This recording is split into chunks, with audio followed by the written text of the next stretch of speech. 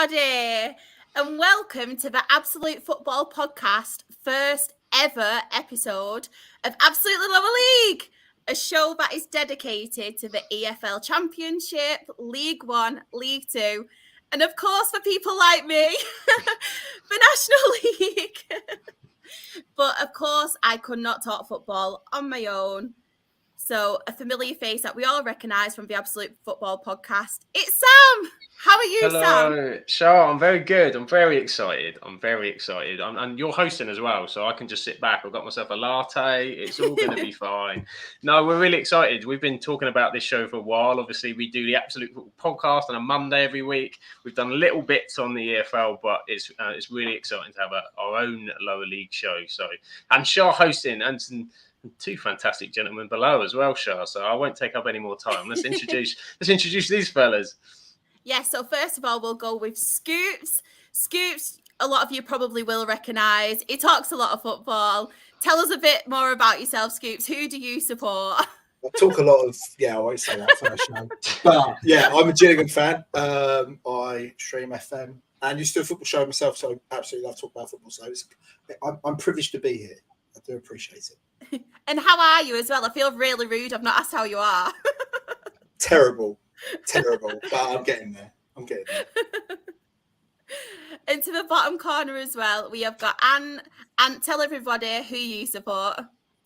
Yeah, last and definitely least tonight. I'm a Sunderland fan, as you can possibly tell by my accent. I'm not drawn by Saudi money or anything like that. I'm a massive Sunderland fan. Do a couple of podcasts myself. One is about Sunderland, the other one's just pretty general football and general sports chat. So yeah, thanks very much for having us on, and really looking forward to this one. Should be a really good night. And how are you as well? I feel really rude. I keep forgetting to ask everyone. I'm absolutely fine. Yes, how are you? I'm really good, thank you. I'm excited to talk football. I'm excited. It's a new season, so hopefully it won't be as bad as last. So, yeah. Fingers crossed. No. There we go. It can. Yeah, it really can, but I'm not doing that. I've listened to enough Adele and Lewis Capaldi. So yeah, I'm thinking positive right now.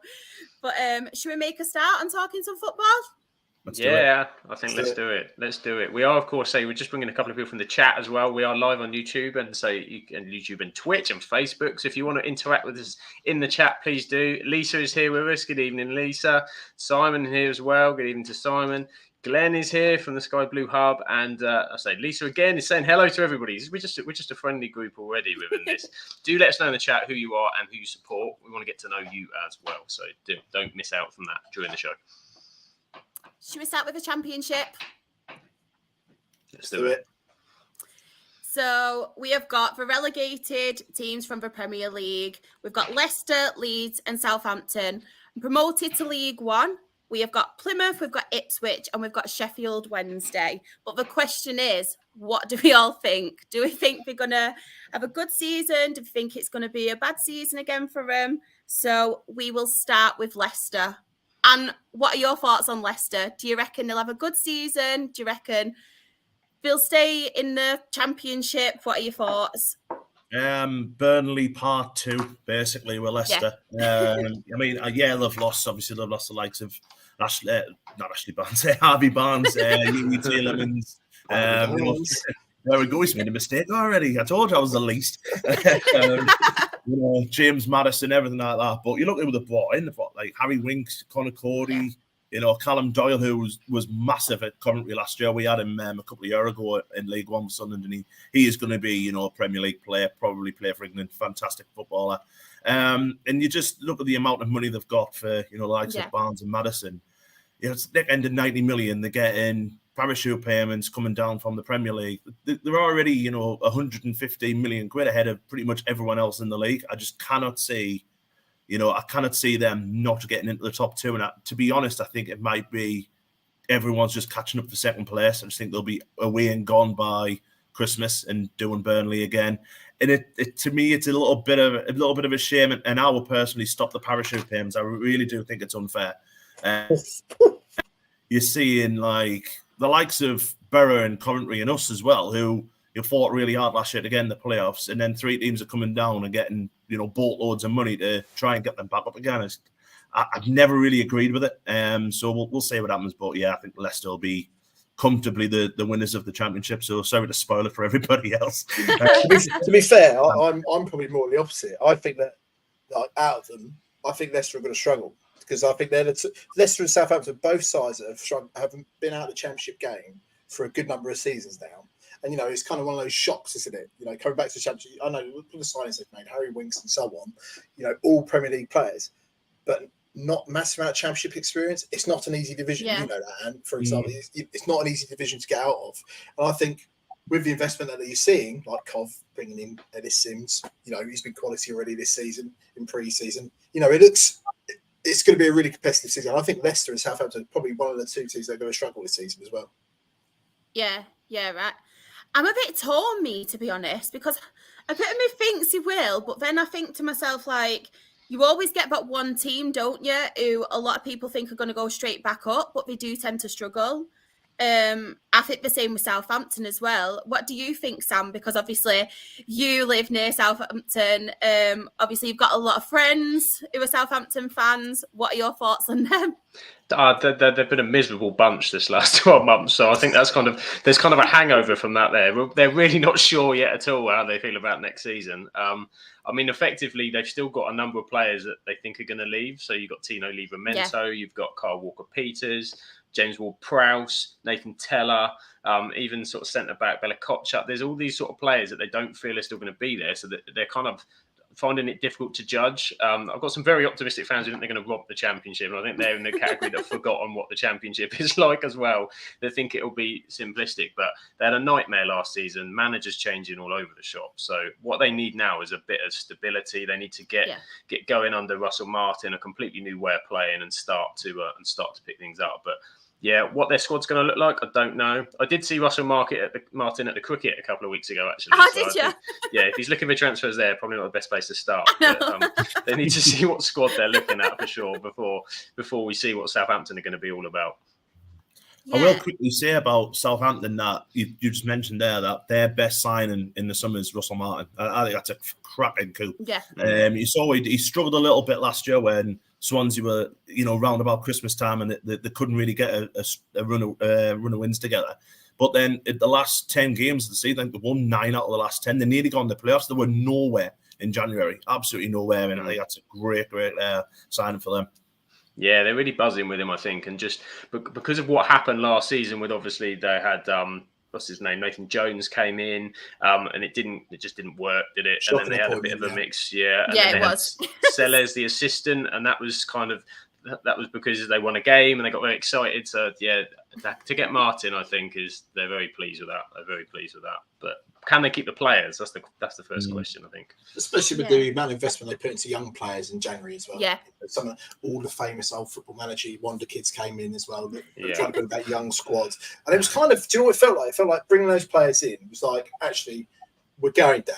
We're done this season. Mm-hmm. Let's try and rebuild and build a bit of a foundation next season in the championship and push on with those sorts of players. So I think they could. I think they're still going to struggle to adapt to it, but we'll wait and see. Of course they will. Of course they will. Glenn says in the chat that Leicester will lose to Coventry first game of the season, but likely want the league, sadly. That's his view on it. And sort of going back to parachute payments, Matt Newman, thanks for joining us. He's in the chat as well. We've never had parachute payments, so how can teams like Bristol City compete? It's a fair point you say, and it does make such a difference on the parachute payments to have an established team that are in the Championship just seem to get penalised every season. I mean, I will say the last time we got parachute payments, we went down again. So, it doesn't always work. But, listen, if a team who kind of has the money situation right and is guaranteed to get profit at the end of every year, these parachute payments just gives them that. It basically gives them 6 extra points for me. I really do think it needs looking at. And it's the only league that really does it. You don't get any for going down in the Championship or League One. Yeah. And it just puzzles me, to be honest, why it's still a thing where money is literally in the Championship now. Money is still like quite a big thing. Not many Championship signings go over 10 million, so it's just a commodity. Really, it's really silly. But I don't think they'll ever change it. But never mind. No, I agree. And we've got Sky Blue Sam in the chat as well. I'm not convinced by any of the three sides where they'll go up automatically. Not convinced if any of them as good as Burnley were under Company. Oh, that's a good question. What do you think is good? Are any of them as good or the potential to be as good as Burnley were last season? I think they're a bit of a blip, Burnley, though, weren't they? I think, honestly, Yeah. like I said, Vincent Company came in and, he really struggled at the net. And, I think it's one of those ones where he just got it right. And, there wasn't, I don't know if it's one of the ones that I haven't got the table in front of me, but there was a couple of teams running away with it. But the team was, you had surprises getting into the playoffs last season with like Coventry nicking it. And Coventry fans, don't pipe up because you were like, oh, we're not going to get playoffs with about 8 games left. And then you did it. So, I think it's one of those ones where it came at the right time. If that was any other season, it might have been something a bit different, maybe not that many points and so on. But I can see it being one of those ones where it's like, if it's any of them that have it, I know I've said the struggle with Leicester, but if they get it right with that squad, like with the likes of Connor Cody and that experience in that squad, Yeah, that's true. and Harry Winks, they're the ones to do it. But I just don't think they're going to adapt that quickly. I just don't think they will. It's just one of those things where it's been how many years it's been since they were in the Championship. So. Yeah, I completely agree. And obviously our last team, we've got Leeds. There's a lot of uncertainty at the minute around Leeds. Obviously we've seen them struggle last season in a Premier League. There's a lot of rumours about a takeover. I've not seen anything recently. I don't know if you guys have, if anyone. I think was 2 golfers supposed to be taken? I thought it was done, but I don't know. I think it was done. I'm not too sure. What do you think, Scoops? What are you going for with Leeds? Do you reckon they'll have a good season? I think they could have a good season, but the problem is that they haven't brought anyone in. They've only brought in Ethan Mpardu, who's a good player, a good young player, a lot of potential, and probably a very good signing at this level. You've also got Daniel Farkas, manager, a lot of Championship experience, managing Norwich, playing a really good style of football, keeping the ball down, quick passing, and already the players are saying at the moment, that's exactly what we needed because that's the way we want to play. I think it was Sturrock, I think it is, their centre back. He said he was going to go if they didn't get the right man in. But they got it in with Daniel Farr, playing the style of play he wants to play. It's in his DNA to play that style of football. So it's going to be one of those ones where it's like, these have had a couple of seasons where they had Bielsa. Bielsa gave them that identity and the style of Bielsa ball that they play. They lost that with Jesse Marsch. Everybody raised my things a bit. Boom. Yeah, what? I don't get that. He just didn't know what to do. Just seem to be every standard American coach and just went with it. And then you, of course, had the Football League legend of Big Sam last year, who loves a great style of Brexit ball, keeps the ball up in the air for at least 85 minutes of the game. So, I think they needed that structure. And they needed some decent players. Carl Darlow, another one, who could be a good signing for them because their keeper conceded a lot of goals last year. So, they could be in for a good season, but they need to get some other players in because they've lost a lot of players who were there expected to be playing Premier League football this season, and they're not. Yeah, it's a weird one, and that Big Sam appointment, I just didn't get it. Like the amount of money he got paid for them 3 games. One of them was obviously he's a smart man. He really is. He's winning at life. He's stolen a living there for 4 weeks, and give credit to him. He's like, I'm stupid to turn it down. So I thought, I'll just give it a go. by the hour, the biggest paid man in football. I know. Phenomenal deal. That's it. Even more than Mbappe if he went to Saudi Arabia. I was going to say, do you think the Saudi move for Big Sam is on the horizon? He was on Talk Sport, and they said that. They said if Big Sam, they called up and said, "We want you, Big Sam." He said, "I'd be stupid not to, wouldn't I? That'd be me retired. Do it for a season, done." He should be retired anyway, though, shouldn't he?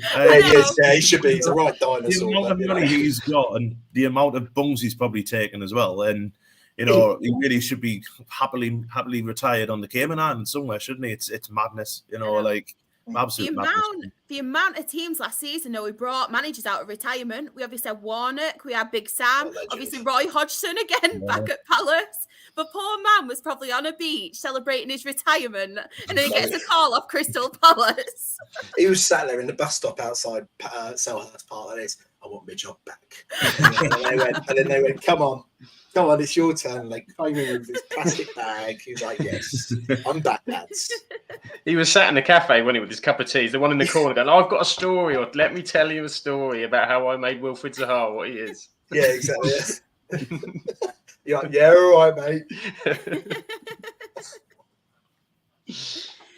Yeah, and obviously we've. Oh, sorry, Sam. Comments. Sorry, yeah, just forget about them. Sorry, yeah, Glenn. All the Leeds departures have been loans, probably still paying a chunk of their wages. Yeah. A lot of players they brought in have gone out on loans, so no money from sales brought in like Leicester and Southampton have. Yeah, good point. A lot of those loan signings are not going to turn your finances around, are they? So yeah, difficult times for Leeds. Haven't they lost Rodrigo as well for $3 million? It was like a relegation contract, clause in his contract. He went for £3 million. I mean, he's 25-30 million player all over the place, isn't he? And he's gone for $3 million. They are going to struggle. I think the takeover is great for them, but I think they will struggle out the three as well. I really don't see them pulling up any trees, to be honest, this season. Sorry, Leeds fans. I think it wouldn't be the worst as well if they didn't have like a great season this season, maybe give them time to rebuild and obviously the takeover and all that happened, because I think if they did end up going straight back up, I don't think they'd survive then the season after. So I think maybe if they have a rebuild, that wouldn't be the worst thing to happen for them. But the big question is, if they did go back up, would Daniel Farke be the man for the job? Probably not, because that's I don't think so. He's a yo-yo man, isn't he? Yeah, that's what he is. So he's probably not the right man to have that for that job. So you'll probably want a couple of seasons to build it up. Exactly. I completely agree with that. Obviously, as well, we've mentioned the relegated teams, sad times, but the promoted teams, it's not all doom and gloom. Sam, what are your thoughts on Plymouth? I was really happy that Plymouth got promoted. I don't know why. I've just always had a soft spot for him. I have no idea why. I love Plymouth. Plymouth was my uni. It was my uni teams. I saw them a few times when I was down there, and so I've always got time for an oggy pasty down in Plymouth. So I was well pleased. Yeah, they had a bit of a rough time. They'd cycled down the leagues, financial issues, all the rest of it, but been coming back and slowly building themselves up nicely. So yeah, great job by Steven Schumacher last year to get themselves up. Not only just up, but winning the league as well. So they've turned a couple of the loan deals already permanent. Barley Mumbers come in, Morgan Whittaker that were key from last season. So that's important. The question with Plymouth is obviously is the step up. You've got players, quite a few of which are unproven at the Championship. They've signed a couple of centre backs. Lewis Gibson from Everton, who spent last season on loan with Sheffield Wednesday, again in League One. And they've got Julio, I'm going to try this guy's name, Pleguezuelo from FC Twente, who was an Arsenal kid, Spanish centre back as well. There we go. Who's come in as well. So the questions with Plymouth are: can they make that step up, and really survival? And I think consolidation this season would be a phenomenal result for Plymouth. So I hope good things, but last season was fantastic things. So where do you go from there? Great manager as well, and Schumacher done a fantastic really good job manager. Really good manager. I remember he had a lot of. Sorry, go on, Sean. No, it's all right, Scooch. You go ahead.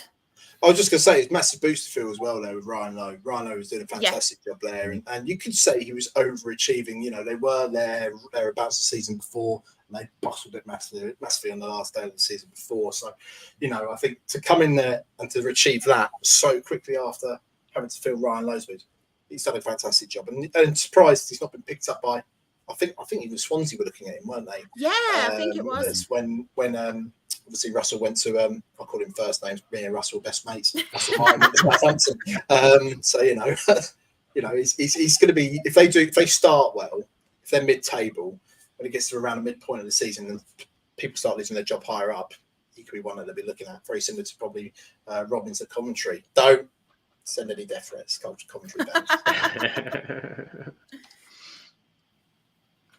There we go. And so thank you, Finbar Owens in the chat. I love this, guys. Know your stuff. There we go. Knows the stuff. And Lisa was excited. I don't know what about, but we're all about excitement. So yeah, hopefully she's watching the show. Yeah. Hopefully I'm not watching Corrie or something, Oh, that's what. Oh, sorry. So the question is, what do we think about Plymouth? Do you think they have got what it takes to stay up, or do you think they will be fighting relegation?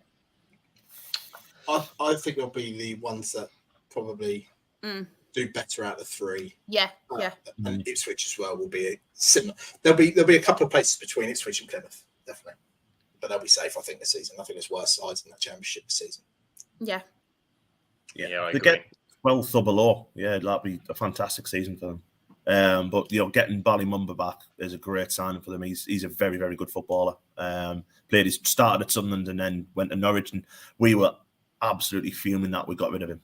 He had so much potential, and and went to Norwich and didn't quite do it there. But last year I remember watching him and Jay Matete, who went on loan from Sunderland. They both looked just totally, much better than League One. So I'm glad that he's got his move. Like, really, really good signing for them. So good luck to them as well. I think everyone's got a soft spot for Plymouth. I think it's off the advert, isn't it?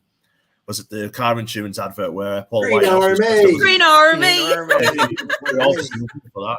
It's a horrendous away trip, though. It's so long. I completely agree. Completely. nightmare. You only have to do it once a season. Think about Plymouth fans have to do it 23 times a season. Bless them. I know. Next on the list, obviously, we mentioned Ipswich. And what are your thoughts on Ipswich? Do you reckon they've got what it takes to stay up? Do you reckon, I think, is it McKenna who's their manager? Yeah. Yeah, do you reckon he's got enough contacts? What could help him, obviously, stay in the Championship? What are your thoughts? Yeah, I think they'll be fine. I really do. I think, again, see Plymouth, mid-table, that'll be a great result for the season for them. We've got them first up, and it's on Sky, and, as usual, Sky have done so well and made Ipswich fans travel all the way up for a 5 o'clock kickoff on a Sunday. But it is what it is. But they've got some good young players in there that I thought they fought well last season to get out of League One. Nathan Broadhead going down, really, really good signing for them. And they brought in Jack Taylor from Peterborough, who I think is a fantastic footballer. I really think he's one to watch this season. So they'll be fine. Ipswich is a difficult place to go to for any team. Their home form will be massively important, but I think they'll be fine. I really do. It's great to see them back, kind of, out of that League One. They're a good side, good club, and really, really well run. So good luck to them, to be fair. Apart from against us first game of the season. I know. They're my local team, and I like to say it's for the hillbillies, so that's what I'm going to say. It's good to have the derby battle as well, isn't it? Them against Norwich. Exactly. It's always, there's it's always like a really, really good derby game. So they all hate each other, don't they? So it's really good. That should be fun. And the last team, obviously, I'll let you answer this one, I think, Scoops. Sheffield Wednesday. What are your thoughts on Sheffield Wednesday? I'm just scrolling down my notes because that's where they're going to be, down at the bottom of the table somewhere. Oh!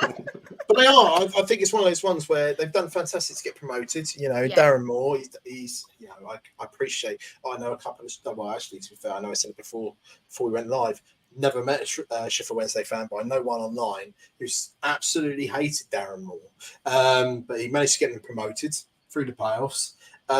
It's one of those ones where it's kind of like they were so pumped about getting promoted, and then what was it? How many days later, Darren Moore's left Sheffield Wednesday. Yeah. He's gone straight away, taken it, gone, he's not the right man for the job, get rid of him. And then they've not been able to invest in their squad at the same time. They've got, okay, I'm going to do a Sam here and absolutely butcher this name. Cisco Munoz, he was obviously at Watford. He got them promoted as well from the Championship. He's coming, bit of experience as well, but the guy, the owner's a bit of a loose cannon. He thinks he knows how to run a football club.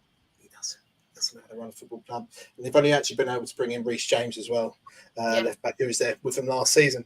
So I think unless they do something miraculous in the next couple of weeks with transfers, they're going to be going straight back down, I think. Yeah, I completely agree. I think they're possibly one of I think they're definitely the weakest one who have been promoted in that league. I think there's a couple of other teams in the Championship who may struggle. I think Huddersfield are one. I don't know. No, don't talk about Danny Warnock like that. No, not Danny Warnock. He's got it under control. No reckon. No chance. No, Neil Warnock's got it under control. I think they'll be safe. But I think Cardiff as well. City. Yeah, definitely. Cardiff, 100%. Yeah. A lot of people are looking at Cardiff, aren't they, saying like last season's Reading, they're just going to drop like a stone. I think that'll probably be the case. it's kind of happened like season after season. They've just got worse and worse, haven't they? I thought last season Birmingham a struggle, but obviously they didn't, and they seem to be on a better patch, don't they? Birmingham better than they have recently, but yeah, I think Cardiff will really, really struggle. Yeah, QPR QPR really struggle as well. Yeah. I think unless you go by what's happened in pre-season, unless you give, because obviously Ainsworth went in there when it was going badly, wasn't it? For them, he's got a massive task on his hand. It's only because he's probably a bit of a club legend that he's had much longer than he probably would have had previously at another place. So, I think it's going to be QPR if it doesn't improve, or Cardiff as well, and Rotherham. I think Rotherham had a good season last year, finishing nosebleeds in 19th. Yeah, completely agree with those teams. I feel like I'm proper being negative now. So, and you've got to be, because it can't get much worse than a West Ham fan at the moment. So you've got to be trying to divert it somewhere else. I know. Obviously, Anne, you're our representative from the Championship. I just want to talk a bit about Sunderland, really. What are your thoughts on this season? Are you happy with the recruitment so far? Yeah, I mean, we've done the usual of what we've been doing the last 2 years, signing 18-year-olds that nobody's heard of. But we've had more wins than losses with them. We've just signed Bradley Dack today from Blackburn, which I actually think is a really good signing. What a signing that is, mate. What a signing. If he stays fit, he's a baller. He's an absolutely, a lot of experience. And you've got to remember his career, kind of got a regeneration under Tony Mowbray. I think that's a fantastic sign. I really do. And we've lost Ahmad. Obviously, he's gone back to Manchester United and then got injured. So hope he recovers well. But I think we'll be all right. I think again, if we get into the top 8 and make our play for the playoffs, it'll be a great season. But we've got like another year of these players who are young to get established into this league. Whereas last year, I don't think many teams kind of knew who they were. It's different now where they're kind of going to make plans how to stop us. As long as we keep a hold of, the likes of Jack Clark, hopefully Ross Stewart when he comes back fit, Dan Neil in the middle, if we keep hold of them 3, we'll be okay. And then obviously we've signed the better Bellingham in Joe Bellingham from Birmingham. Can't wait to see what he can do. It'll be fun. Listen, any season now that we're not in League One, I'm over the moon. But after last year, the expectations there now. Last year was just see what we can do. We got into the playoffs, and unfortunately, we had no centre halves fit, and we ended up, Luton did a good job on us, to be fair. Whereas this year now, I think a lot of expectations on Mowbray and on the club to try and go up. And it's probably a harder league, I would say, this year than last year. So it might be a little bit more difficult. Competitive. Yeah, it is. It's a really competitive league. But the football that we play with, literally it's basically baseball in football terms, where we may concede about 7, but we'll score 9. So it's so exciting to watch, and we'll see what happens. But I think the playoffs is not out of our reach again. Yeah.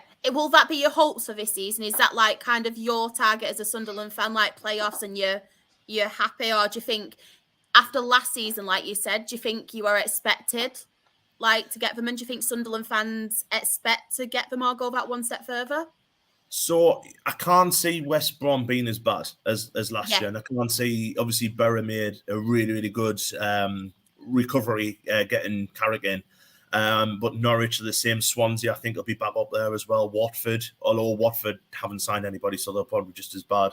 But I would say a bare minimum top 10 and then see what we can do getting into the playoffs. Listen, on our day, we can beat any team, and beat them well. And that's what we did last year. We weren't scared of anybody. And I think that's what's good about having a young squad, that they just don't fear anyone. So teams come with, all this kind of, respect us, this, that, and the other. And these lads just like, nah. So they were fantastic last year. That they made us proud to be Sunderland fans again. Which after the 5 years that we had out of the Premier League and out of the Championship was hell. And now we've got players who actually care about the badge, and it really is great to see. So I'm really looking forward to it, Charlotte. I must admit, I can't wait for the season to start. It should be a really good one again. It's nice to speak about positive football instead of me Yeah, being all sorry. negative all the time. No, I like it. And just quickly as well, touching on the teams who got playoffs as well last season. Sam, what do you think about Middlesbrough? Do you think Michael Carrick will be able to go that one step further? Do you think, obviously, he kind of made a statement last season, didn't he? Taking them from 21st right way up to the playoffs. Do you think he'll do as well this season? Yeah, well, it was some surge he put together, wasn't it? That back part. I mean, yeah, we've not seen what he's been like in terms of building a new squad, in terms of how we can build sort of transfers and take them to that next step. Because as you say, they're probably similar to his answers on the expectations there now. You know, from coming from 21st, they just flew up like a rocket, and it dropped away a bit slightly in the end, but because of how well they'd sort of pushed up. I mean, Michael Carrick, similar boat, I suppose, with Kieran McKenna. He's been sat alongside some top coaches at Manchester United for a few years. They both have picked up their trade, and you'll have the assistant manager derby as well between Middlesbrough and Ipswich this season. But I think there's a possibility they could. I think they'll certainly be targeting playoffs. Whether they can have enough to jump somebody else, I'm not entirely convinced. But say they've lost some vital loan signings that they had as well, sort of Cameron Archer, players like that. So there's a bit of question marks over one or two of the players that they might be missing. So if I was to put my finger on it a minute, I think they'll sneak playoffs, fourth or fifth, I think I'd say. Yeah. And obviously, last but not least, Coventry. Scoops, what do you think? Do you reckon Mark Robins will be able to get playoffs again with Coventry one step further? Or do you think they'll have a bit of a blip this season? Because I know they've lost some key players as well, haven't they? It's a difficult one, isn't it? I think with the Scoops is so fit. Thank you, Silk. Sexy bastard. Chills. And from my point of view, Coventry, Gyökeres is a massive miss, but I think Ellis Sims could be the next level of that. He seems to be quality at the moment. And the big question is Gus. Is he going to stay? Gustavo Hamer. Yeah, he's massive as well, and it looks like he's keen to stay. If they keep that and keep the core squad there, then I think a playoff spot is not out of the question. Do I think they'll go beyond that? Probably not. I think there's probably sides there that will probably be more consistent. I said, Cop had a really bad start. One win in 8, I think, at the beginning of this season, and they just pushed on from there. So it's going to be an interesting season for Coventry. And I think if they get playoffs, fantastic. And I think it's another massive achievement as well. I know they got 19 million for Gyökeres, but I think anything further is going to be great. I think the playoff is a fantastic achievement again for Mark Robins, and he's just signed a new deal as well. So he's signed another. Is it a 4-year deal? I think with Coventry. So he's got security. People can see what they're doing in the club. They've got new owners as well. It's actually a pretty good place to be at the moment, I think. Yeah, 100%. I feel like he doesn't really get. Obviously, this isn't from Coventry fans, because I know they obviously love Mark Robins, but from a football perspective, I feel like not many people talk about him and the things he's done for Coventry. Like, he's so underrated. He's such a good manager. I don't think he's underrated. I think people appreciate the job that Mark Robins has done, especially with Cov. But he's always, I don't know what it is with Robins, but he comes across to me like a bit of a one club man. He'll do well at certain clubs and he'll struggle elsewhere. I think he went to Cov in League 2 and he's pushed on from there. They had success in the Johnson's Paint, etc. They got promoted in the COVID season on average points. Let's not forget about that. Average points to be in the position where they are. Yeah. But at the same time, I think, he's done a fantastic job, and to get them to be where they are.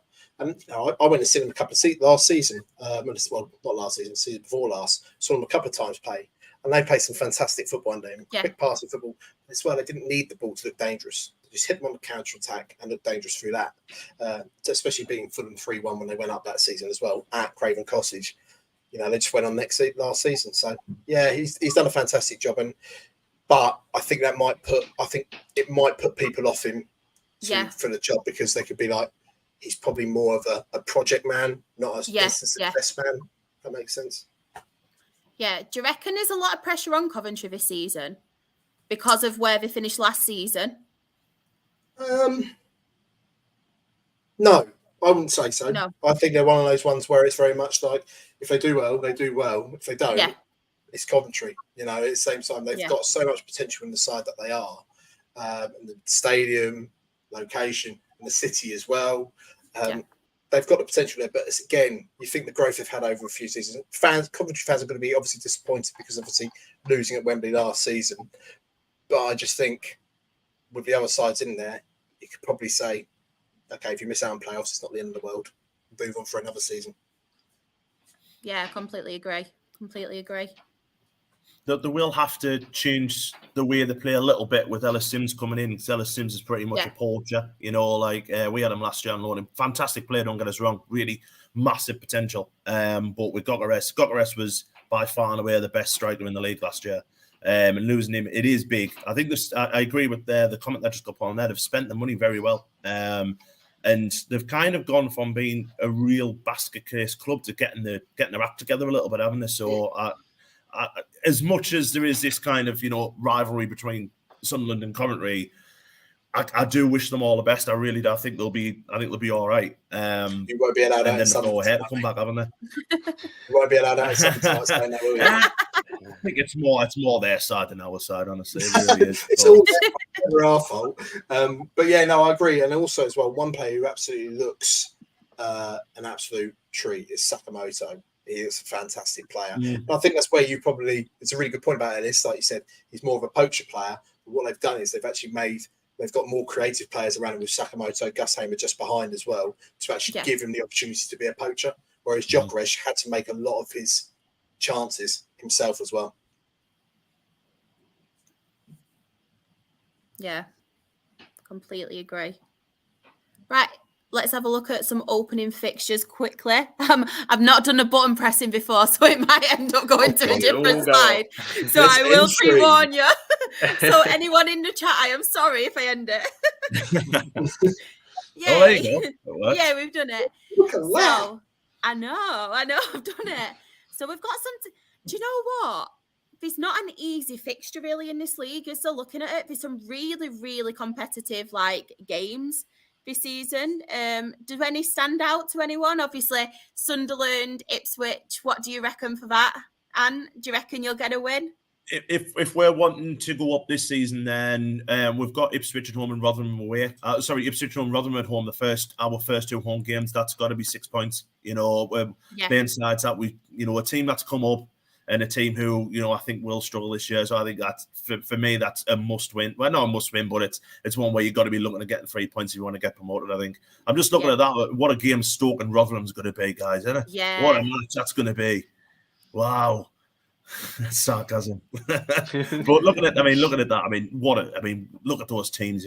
How many of them have been ex-Premier League? It's such a competitive league, and in that Leicester and Coventry game is going to be. I was going to say that'll be really tasty, won't it? The Leicester Coventry one. Yeah, when was that a Premier League game? 10, 11 years ago? That it's not long ago. What a massive game that is for both sides. That's the highlight of the weekend. I think that one. It's stacked. That's some big clubs in there. Big clubs. We said about Sheffield Wednesday are going to struggle, but Southampton aren't happy with that as an away trip on day one because a promoted side is always going to be bouncing off the hat. So it possibly might be a sticky one, particularly as I think teams will turn Sheffield Wednesday over in time. I think that one's an interesting Friday 8 p.m. starter as well. It's a good away day. First game of the season. Sheffield on a night out on Friday night after the football.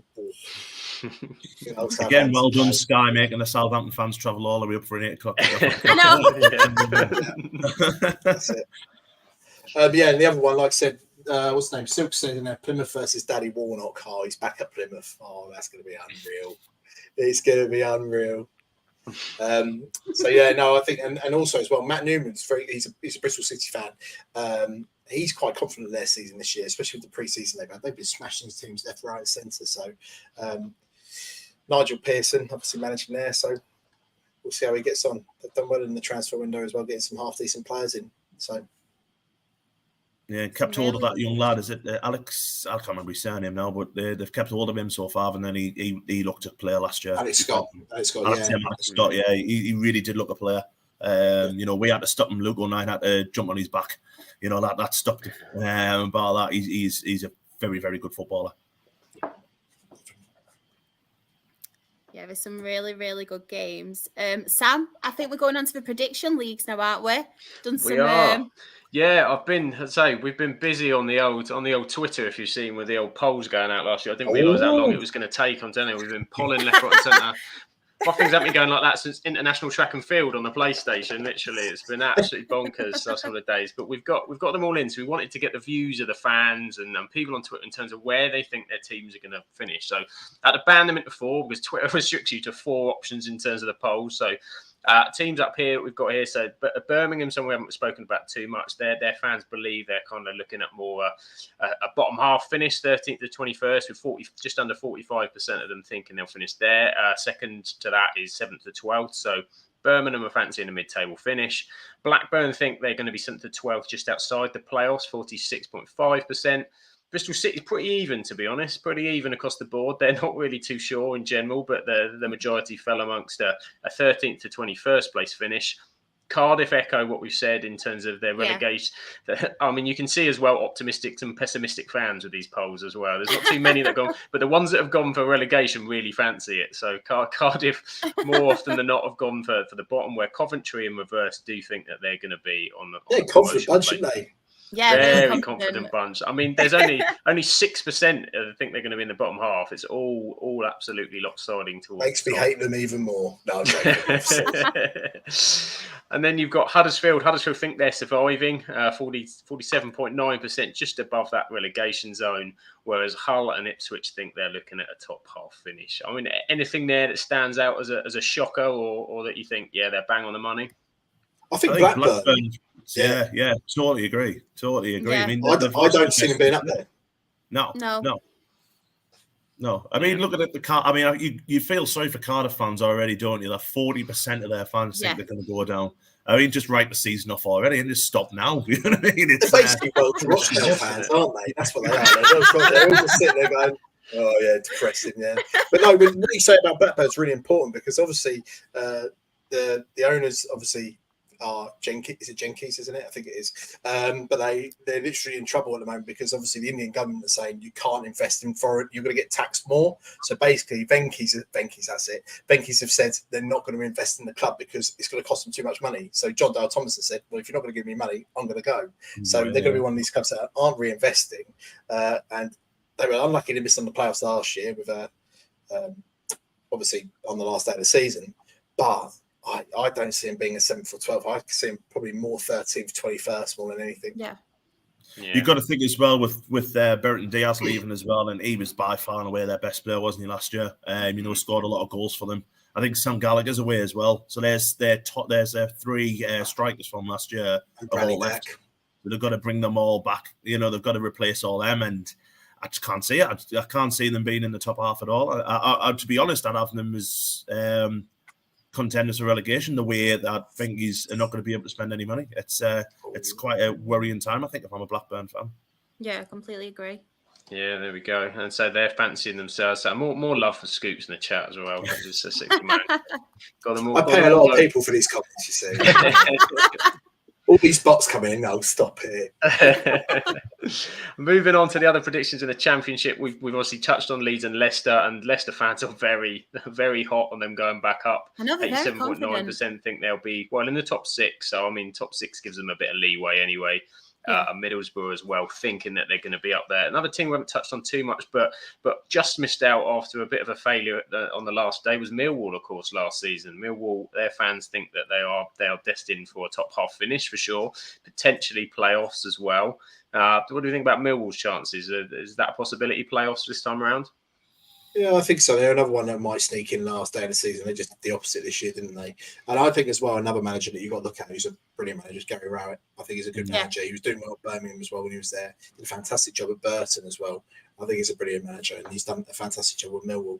It's going to be a bit of hopefully they can push on, obviously, with the tragic news of their owner over the last couple of weeks as well. So hopefully they can push on and have a decent season in his memory, really.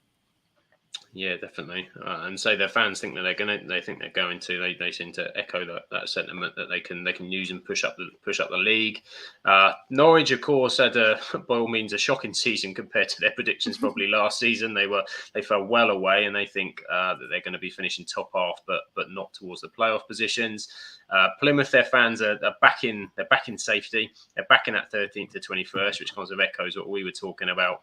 Preston or another who think they're going to be in mid-table but towards the upper half of the league.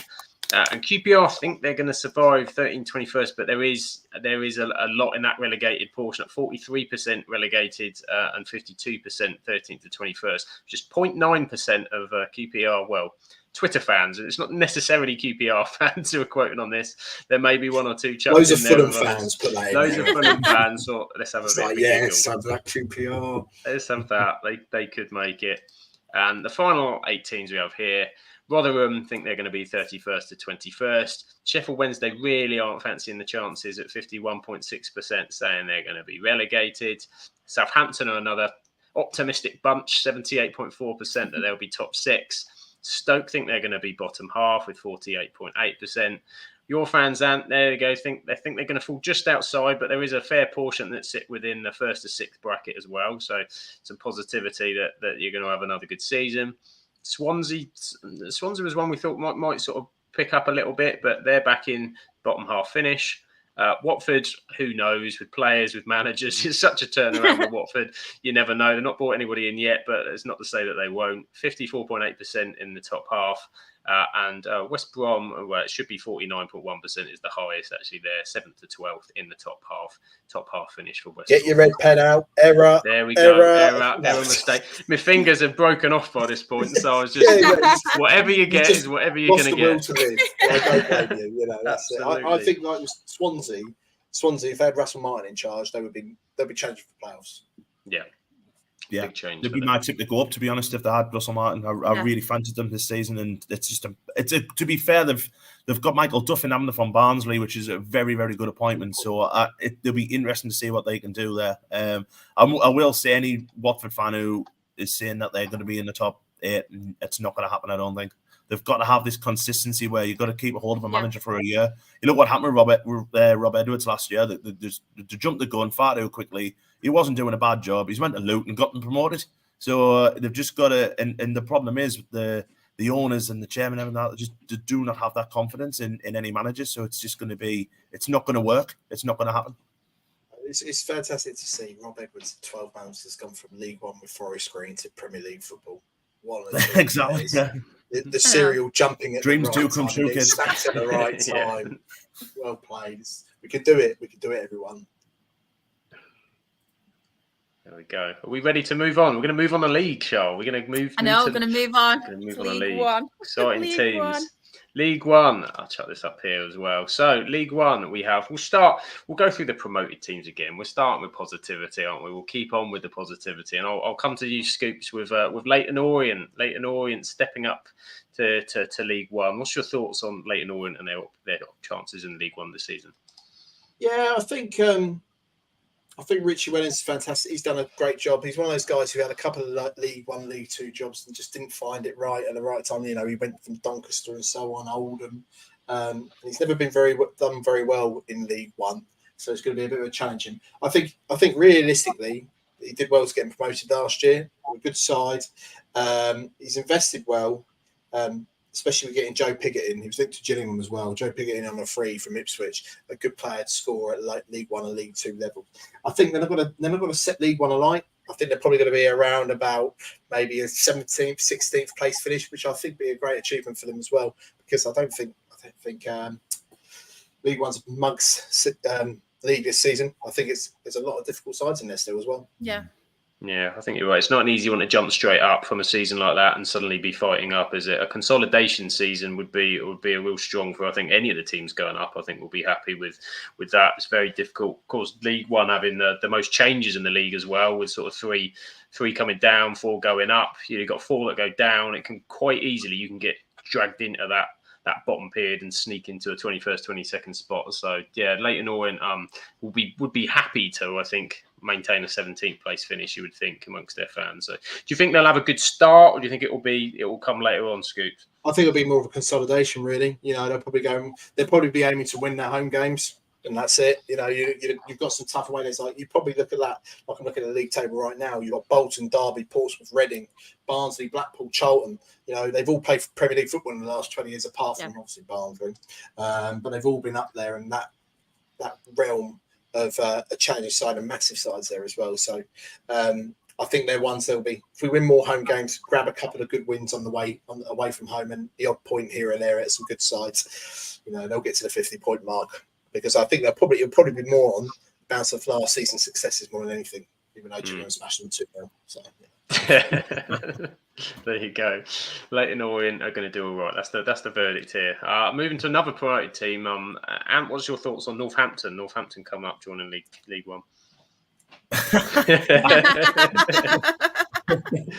think I think we mentioned it before. If all four of these teams can survive, I think that's what they're aiming for first and foremost, starting to try and get a consolidation season in. I think with Northampton, it's probably a year late for them. Like obviously the season before, when they were pretty much guaranteed to go up and throw away this 7-goal swing, and Bristol Rovers went up instead of them, and it'll be an interesting game, them against Bristol Rovers, but.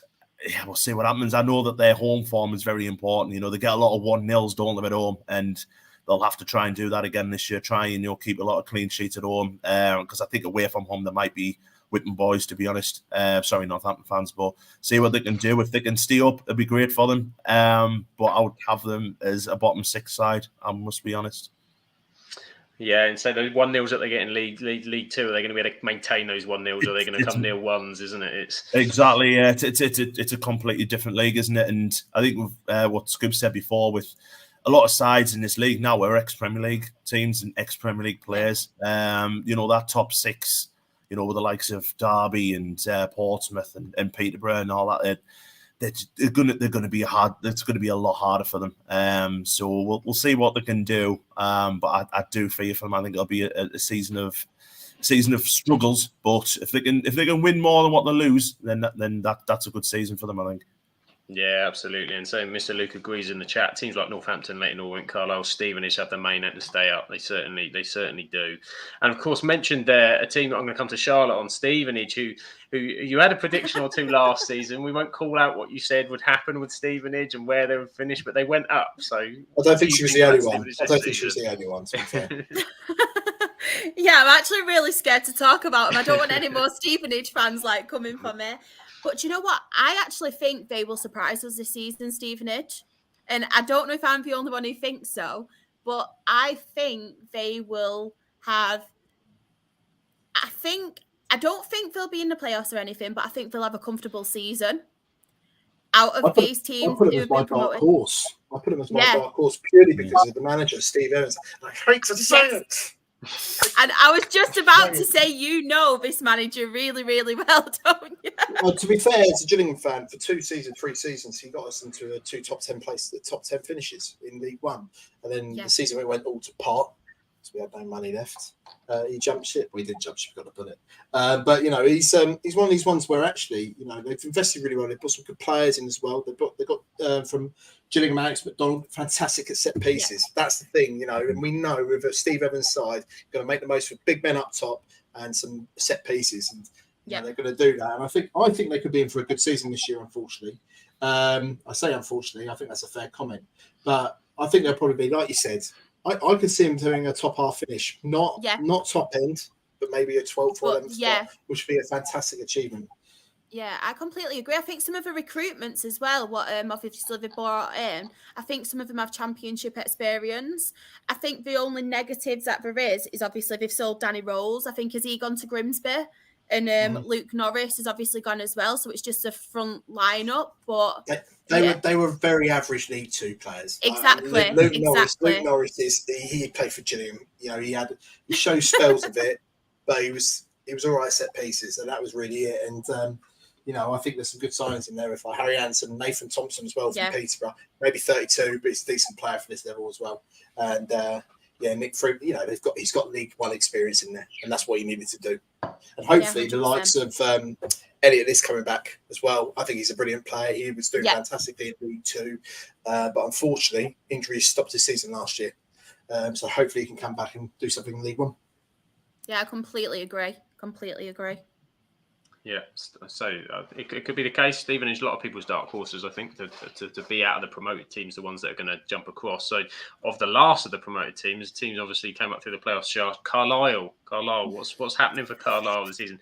Is it all smiles or not smiles? I feel so bad because obviously they got promoted from League Two, and I was so happy they got promoted because I thought out of the playoffs in particular, they were the ones who I don't think people expected. Everyone expected like your Stockports and stuff. So obviously I was quite happy. Paul Simpson used to play for us. He's managed us. But I just don't think they're strong enough. And they are one of my favourites to be relegated. And I feel really bad for saying this. But I think they've lost a couple of players. I think one of the midfielders, I can't think of his name. Let's get it Omari Patrick's gone to Sutton. He scored the goal in the playoff final last year. He's a big loss for them, and they offered him a new deal as well. And he told that to move back down south. Hasn't one gone to Tranmere as well? One of their players, is it Dennis? Yeah, it was Dennis. Yeah, Chris Dennis. He's gone Tranmere. Yeah, and I think there's a bit of uncertainty about Owen Moxon. I think the media leaked that he was going, but is wanting to sign a new contract. Simpson wants him to sign a new contract, so nobody really knows what's going on with them. So I think there's a lot of uncertainty, but I think the thing with League One is, a bit like the Championship, there's a lot of big clubs in there now. There's a lot of people with obviously money. You've got your Boltons as well, your Barnsleys, your Derbys. And I just think it will be a lot more competitive, and I think it'll be too strong for Carlisle to compete with these teams. I think they've invested well this summer. Yeah. I honestly do. I think they've bought some decent players in. Like they bought a couple of guys in they had on loan last year. So Alfred McCalmont from Leeds, Finn Back, both really key players in their squad last year as well. Sam Lavelle at centre back is a brilliant signing as well from Charlton. He's got League One experience. I forgot about I think a lot, even Charlton fans were like, "Why is he going?" He still had potential there at the club as well. I think even Gillingham were looking at him. Well, he's Gillingham not been linked to this summer. And I think they're probably out of the four, apart from Stevenage. I think they'll be. I think a 19th place finish around about. Yeah. And I think a lot of Carlisle fans will be like, take that because they weren't even linked to the playoffs or looked at the playoffs there last season. But Paul Simpson's done a fantastic job, and he's a great manager, isn't he?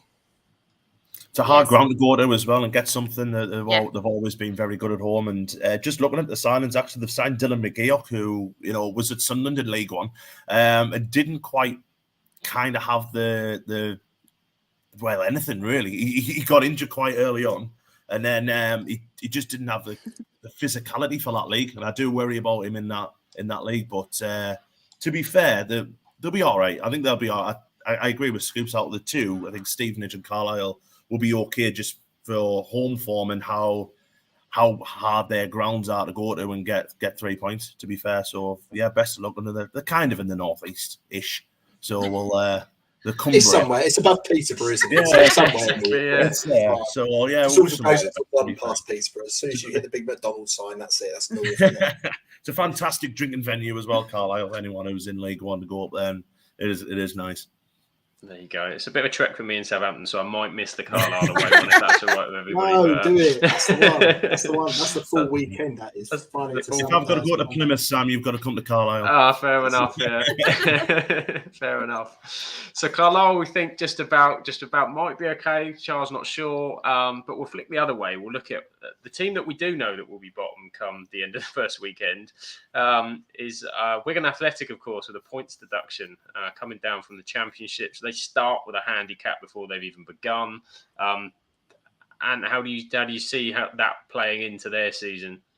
I know they've just been taken over as well, haven't they? So hopefully it's not a basket case of an owner, because you do worry for Wigan, don't you, that they're going to do the double drop. To be honest, they're already starting with a handicap. They've lost a fair few players. Obviously, Will Keane's left.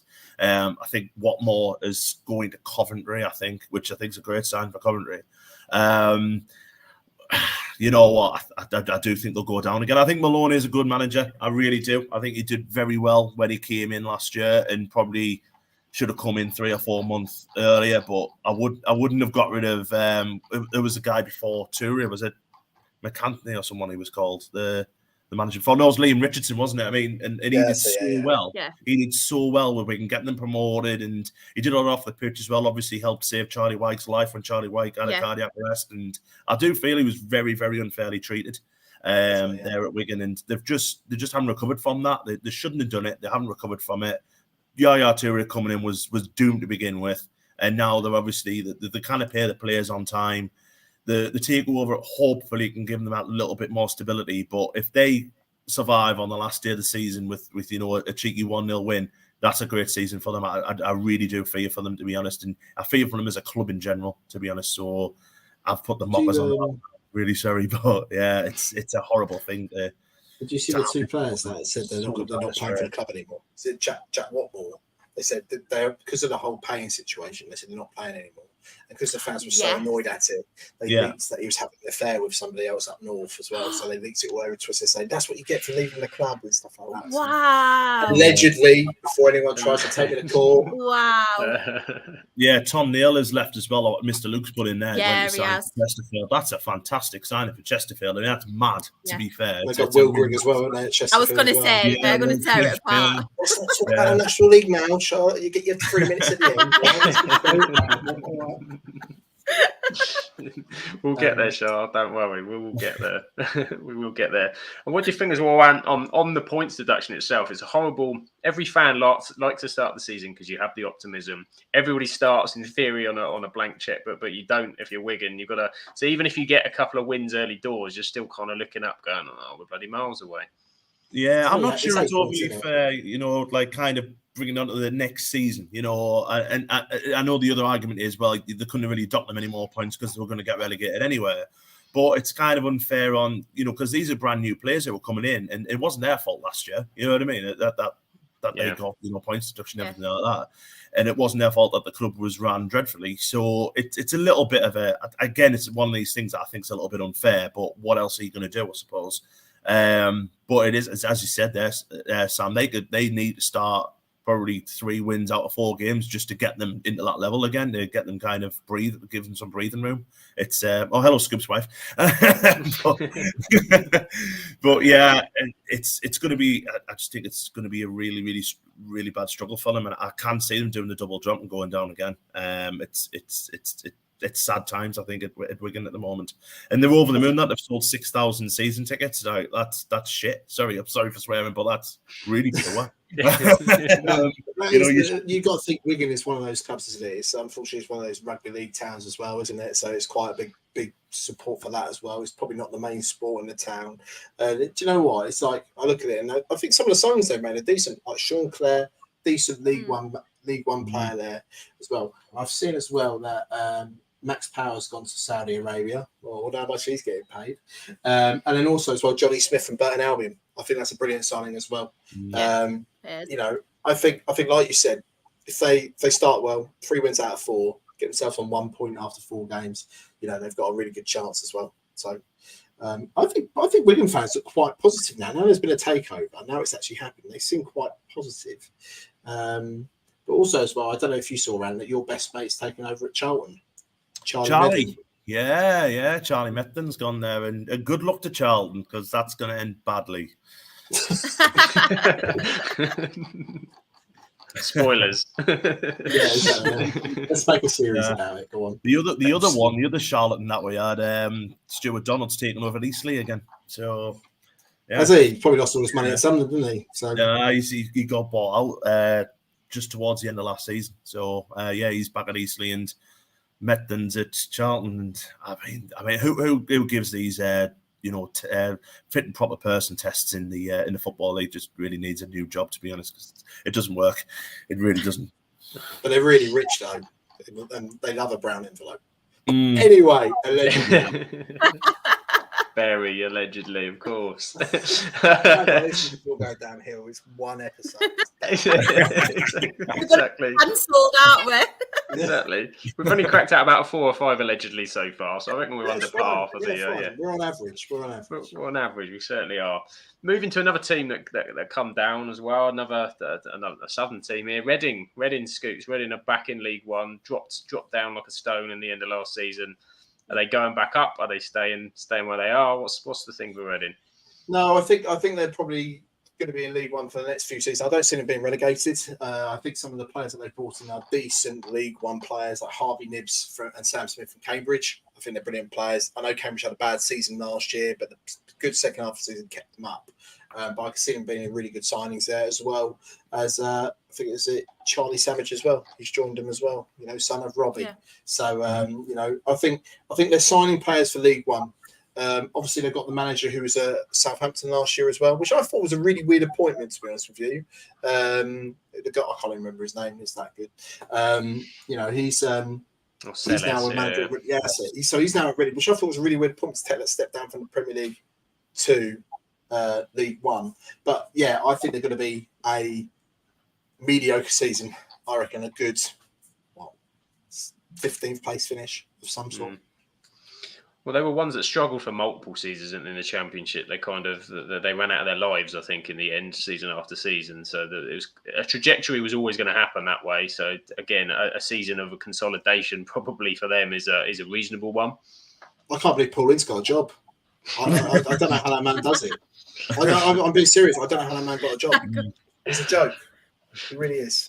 They started well as well last season, didn't they? They were like in and around the playoffs for quite a long time, and then they just dropped like a brick, didn't they? And yeah, I agree with you about Ince. I mean, how on earth? And then he brought his son in, didn't he? So it's, but he ended up having a good season, didn't he? So it's just one of those managers that manages to get a job. Like it's just a roundabout, isn't it? It's like Ian Holloway, isn't it?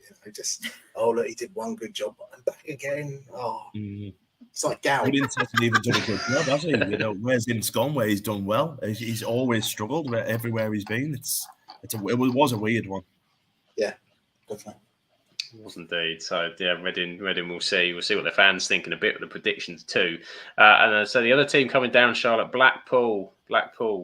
So you've got There's been a transfer that's affected you, I know, in terms of Blackpool. Tell us all about it. I'm still very bitter because they took my Her Game 2 player advocate, Richard O'Donnell, the goalkeeper. So yeah, I'm still a little bit bitter about that, to be fair. But I reckon they'll have an all right season. I think they could potentially get playoffs, to be fair, Blackpool.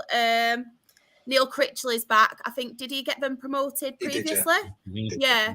So obviously, experience there. I think it's one of them managers, like we've said previously, like he knows the club, and I think he could do things with Blackpool. He's done it before, a bit similar to like what Keith Hill was like with us. I had to name drop him, Scoops.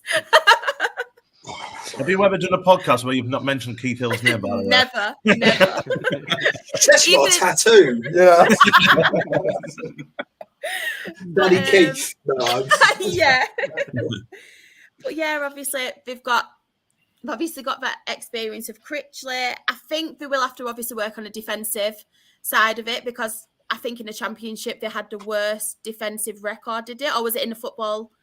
Was it just in a Championship, or was it pretty much in a football league? I think they had worst defensive record or something. So they'll obviously have to kind of get that intact. But I think some of the players they've got now, Lavery, is it Lavery?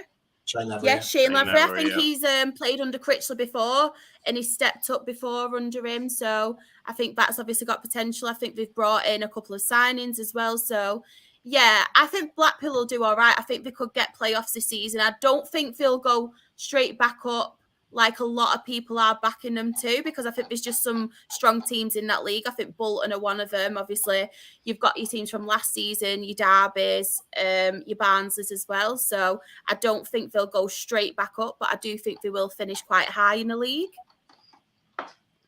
Yeah, I'd say a playoff position possibly for Blackpool is an outside shot. Yeah, a sixth spot. They'll nick it. Yeah. Yeah, do the business. And so you mentioned there some of the strong teams. Where are we thinking in terms of where the Championship's going to fall? So Bolton, Derby, Barnsley. You've got Peterborough in there as well. Where's your money on that? Who's going to top the thing? I'd say Portsmouth this year. I think Mousinho's invested really well. They bought some I really key forgot about players in. Portsmouth. I think they're going to be up there this year. If they're not up there, they're just going to have to just bin him, because I think with the sort of signings that they've made this time, I'm just getting a list up because I look at them. They have made some signings and they already had a half decent squad as well in the division. Yeah, they did as well. Another player Gillingham were linked to, Sean Raggett. I don't know where all these freaking links are coming from. I'm probably just making them up and tweeting them out there, which I'm not doing. The sort of players that they're bringing in. Will Norris from Burnley, Gavin White from Cardiff. They're bringing in some key players, and it's a busy summer for them. So, I think they could be up there. I honestly do. Yeah, Portsmouth's a good shout. And Matt's in the chat. I think Bolton have made some good signings, good end to the season. Anyone on the Bolton train? I am. I think they'll be up there. Yeah, I think they'll definitely make the playoffs. Good side, really good side.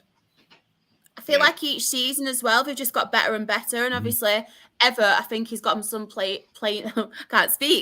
some really good stuff. Aaron Morley, who used to play for us as well, he's thriving under them. He's played in more an attacking position now. So I think the only downfall with him at the minute is not really scoring the goals. So I think if he gets him scoring goals as well, he's a great player, still very young as well. But yeah, I think Bolton will definitely be up there. I'm going to say automatic for Bolton.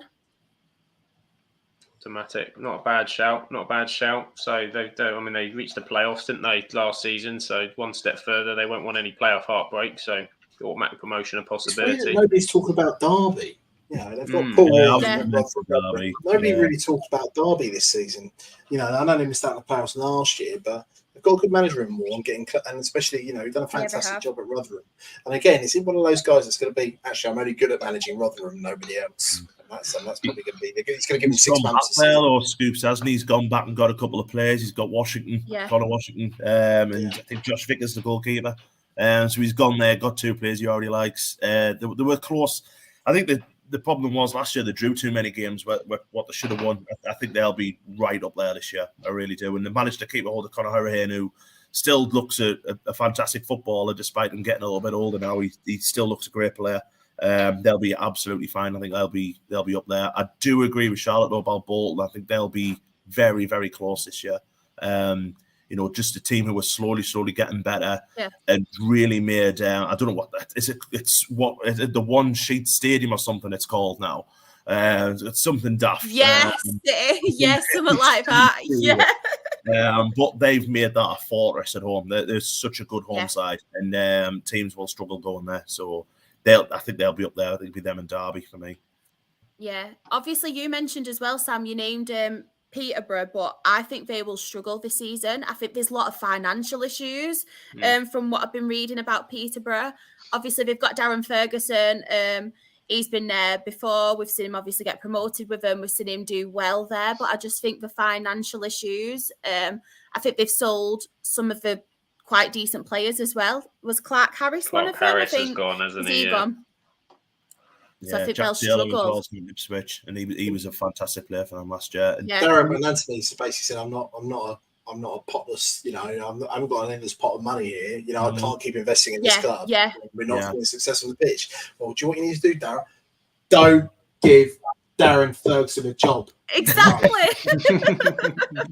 I think as well with them, like how they were 4-0 up, weren't they, in the playoffs against Sheff Wed, and then threw that away. How are you going to kind of get players back on side there? It's such a difficult job this year, and I agree. I don't see them in the top 8 at all. Yeah, I completely agree. You want to go to the fixtures, Shah? Should we see what the opening day looks like? Let's have a glance. I don't really know League One ones because you have to look that far up the table now. You say you've not done any research. What is going on? At least I'm honest. Yeah, fair enough. Any standout fixtures for you guys? The University Derby, Cambridge United versus Oxford United. Good little game there. That was a game down the bottom last year. Why have we gone there? I mean, we mentioned before, didn't we, about the promoted side. You've got Northampton and Stevenage there. I mean, whoever wins that game straight away, you're thinking, great Relegation, start. 6 points that first game of the season. Yeah. And we were saying about Wigan getting 3 wins as well, and away at Derby's not a great start. No. Not going to happen. Shrewsbury Town signed well, I will say. They've got a couple of lads from Sunderland. They've got Carl Winchester, Joe Anderson on loan, who was at Everton last year. We signed him from Everton. And they also have given Jordan Willis a trial. Now, all of us know about Jordan Willis. If he can get fit again, that he's one of the best centre-halves in League One. You know, I really wish him the best of luck. Hope he manages just to have an injury-free season, because he really done his kneecap in, and I think they all thought his career was over. And, you know, he was scouting for Sunderland last year just to, you know, while he was trying to get fit. And, you know, I really hope he does have a good season there. So they're my team to watch out for, actually, Shrewsbury. Yeah, and the thing is, though, with Shrewsbury, I think the only thing that's going to let him down is the manager this year, because obviously Steve Cottrell done a fantastic job with Shrewsbury over the last couple of years, and he got their going this summer, which I think is probably one of the most random sackings ever. So he's decided to leave, and now they've got Matt Taylor. So obviously he was at Walsall, was it Matty Taylor? Yeah. And he didn't do a massive amount there either. So again, I completely get it. Like, the sort of players that they signed, they've invested well, and like I said, got a good couple of players on trial. But with Steve Cottrell had a good thing going there, and now it just seems that, and I think that's probably the reason why you probably would have put him in like a 10 plus finish. But I just don't think Matty Taylor's probably the right man for the job. And this is where they go and get promoted now, and then make me look really stupid. That's what usually happens to me. I'm going to throw one out there as well. I don't know what you guys think, but I reckon Fleetwood might struggle this season. Well, their owner is in jail, so he might do. It'll be like this. It'll be like, do you want to invest? Yeah, well, here you go. I've got a burner phone. Well, give us a call. What deal do you want to do? You know. It's a lot Monopoly. It depends if he rolls a double. You know, I think it's a double six. To be fair, the bloke's got, what was it, 13 years he got? He got 13 years for fraud. Yeah, he did. So, they're going to be up in the air. Like, where's the money going to be coming from? Hopefully they're not frozen his assets. So, you know. Are we reckoning a Carlisle win then? Yeah, go on. Yeah. Big win for Carlisle. 3-0 win. Yeah, I think that's pretty much it, isn't it, for them fixtures? Yeah, not really anywhere. Portsmouth, Bristol Rovers. It's another good one. Joey Barton against John Mousinho, two big men of Football League. My money's on Portsmouth for that one. Yeah, I don't know. Especially at home. I think at home. Yeah, but Bristol Rovers just keep surprising, unfortunately, don't they? The sort of That is that true. they are, for the wrong reasons. But Joey Barton as well. Maybe he likes it. There we go. Yeah, I think we're done now, aren't we, on this? We ready for Let's talk about Joe Barton anymore. No, exactly. Let's not give him enough airtime. Yeah, no airtime for him at all. We'll go across to the predictions that we did. Of course, the polls continued. They continued for League One. The optimistic bunch in here, of course, Bolton are very heavily favouring a top 6 finish, with 90% of people thinking that they're finishing there. Next up was Charlton with 77.8%. They think that they're in the top 6, but not going to happen. Not going to happen. It's going to end in tears, I'm afraid. The only reason why I would say that is because they signed Alfie May, didn't they, from Cheltenham? Scored 20 goals last season for a struggling Cheltenham side, so it's a good signing for them. And they have made some good signings, and Dean Holden seems to be doing a good job there, building a squad. But it's just like you said, the owner's an odd bloke. An odd fella. And so there's optimism as well. Everyone's going to be optimistic. They should be optimistic. Hopefully be optimistic on day one. If you can't be optimistic on day one, then you're in for a very, very long season, whatever your situation. And so other teams we've got in there, we've got Bristol Rovers think they're fancying the top half. Burton Albion, Cambridge and Carlisle all to miss the drop, they reckon, in the bottom half of the table. Burton had a really good second half of the season last year. Yeah, so under Dino Marmaria, I think that's how you pronounce it. And he did really well last year, and quite a lot of people put him down as a dark horse for this season. So, well, there you go. There's the potential. It's a fairly sort of, the rest of it's fairly spread, apart from that bottom half in terms of what they thought. Moving on to the next page here. Nobody thinks Cheltenham's going to finish in the top 6, and nobody thinks Northampton or Fleetwood are going to finish in the top 6. So yeah, pessimism all over the place there. Cheltenham are in for a rough season, they reckon. Same with Exeter. Exeter's another one we haven't mentioned. You think those two are those two are destined for difficulties.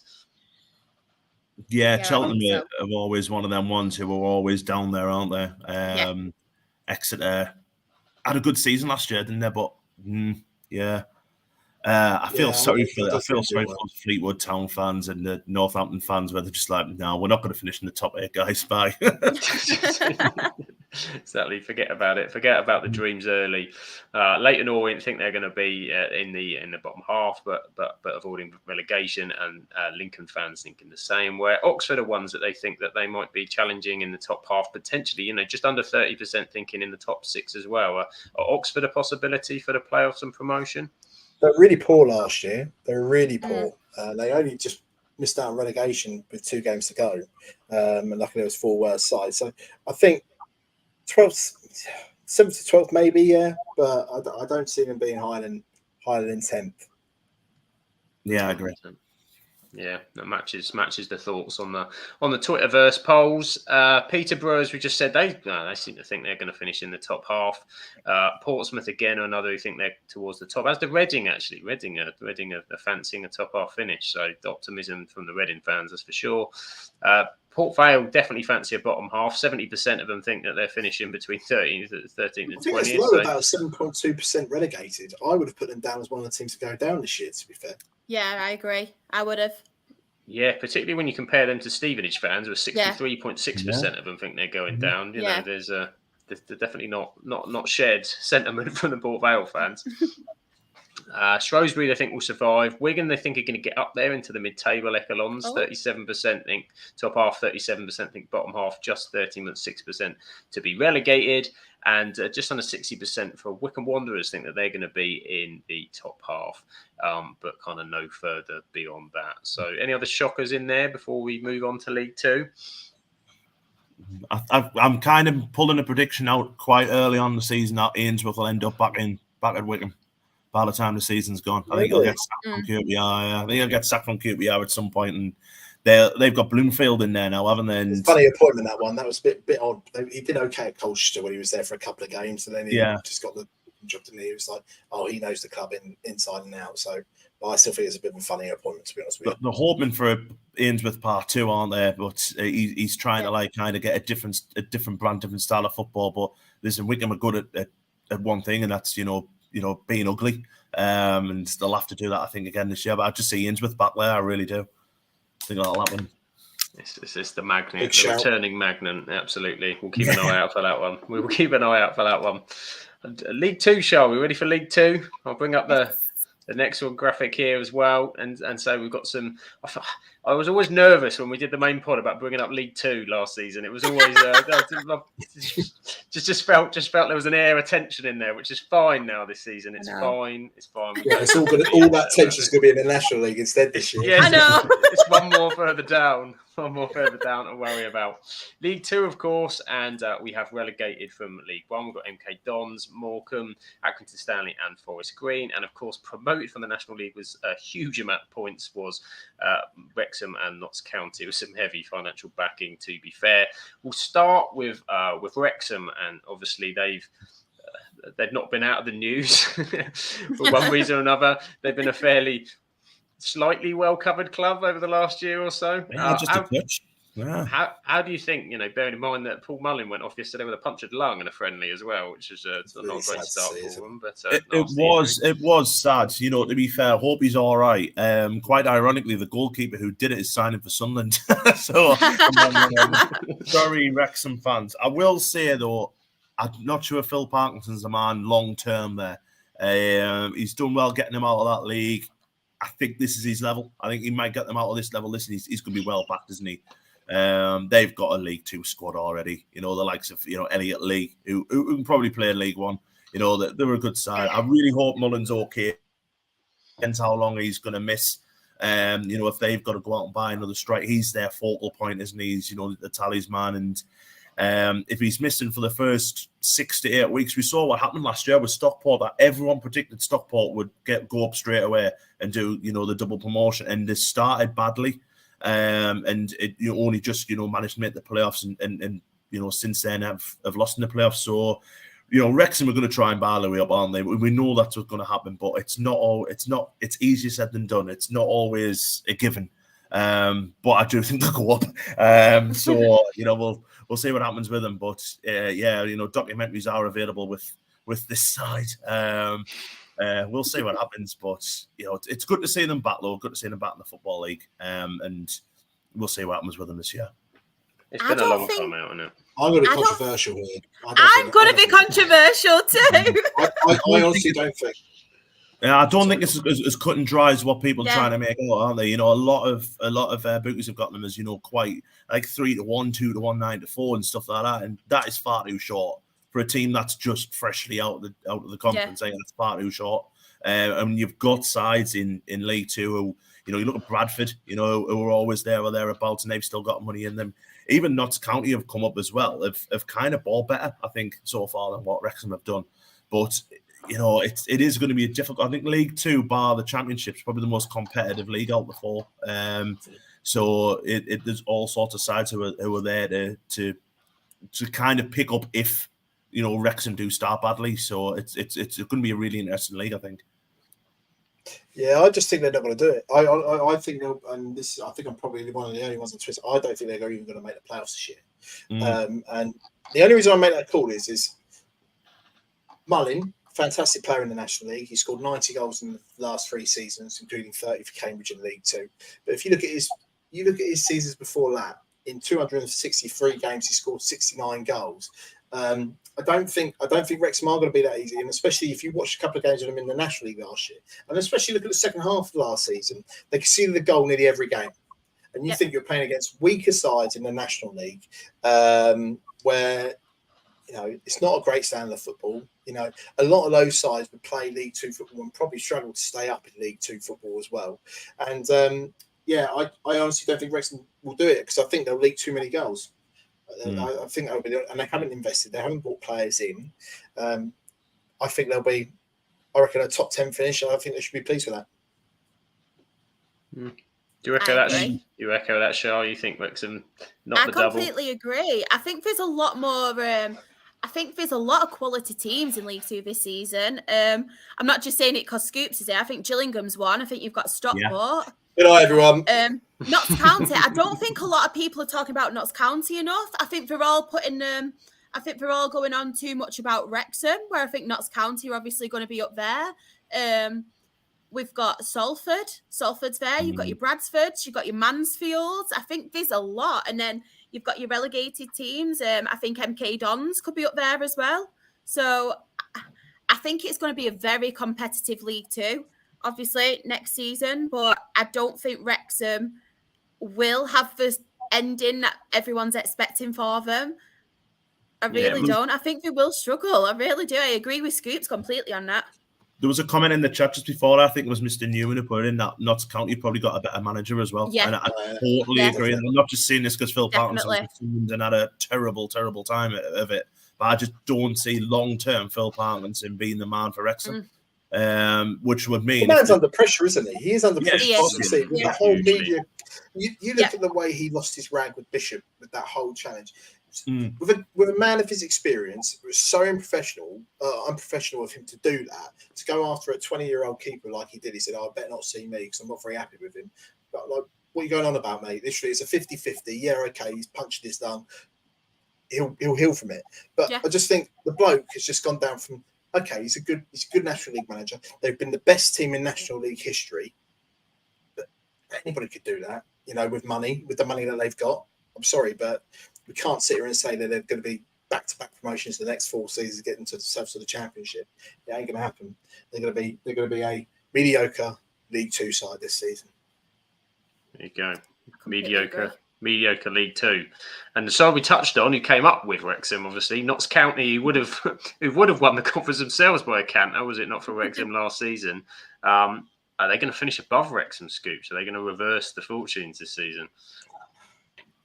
Again, it's another difficult one, isn't it? Because they've lost some key players this summer as well. So Rodriguez has gone to Oxford United into League One, but probably one of the signings is David Goldrich going to Notts County as well. Probably still a quality player for League Two.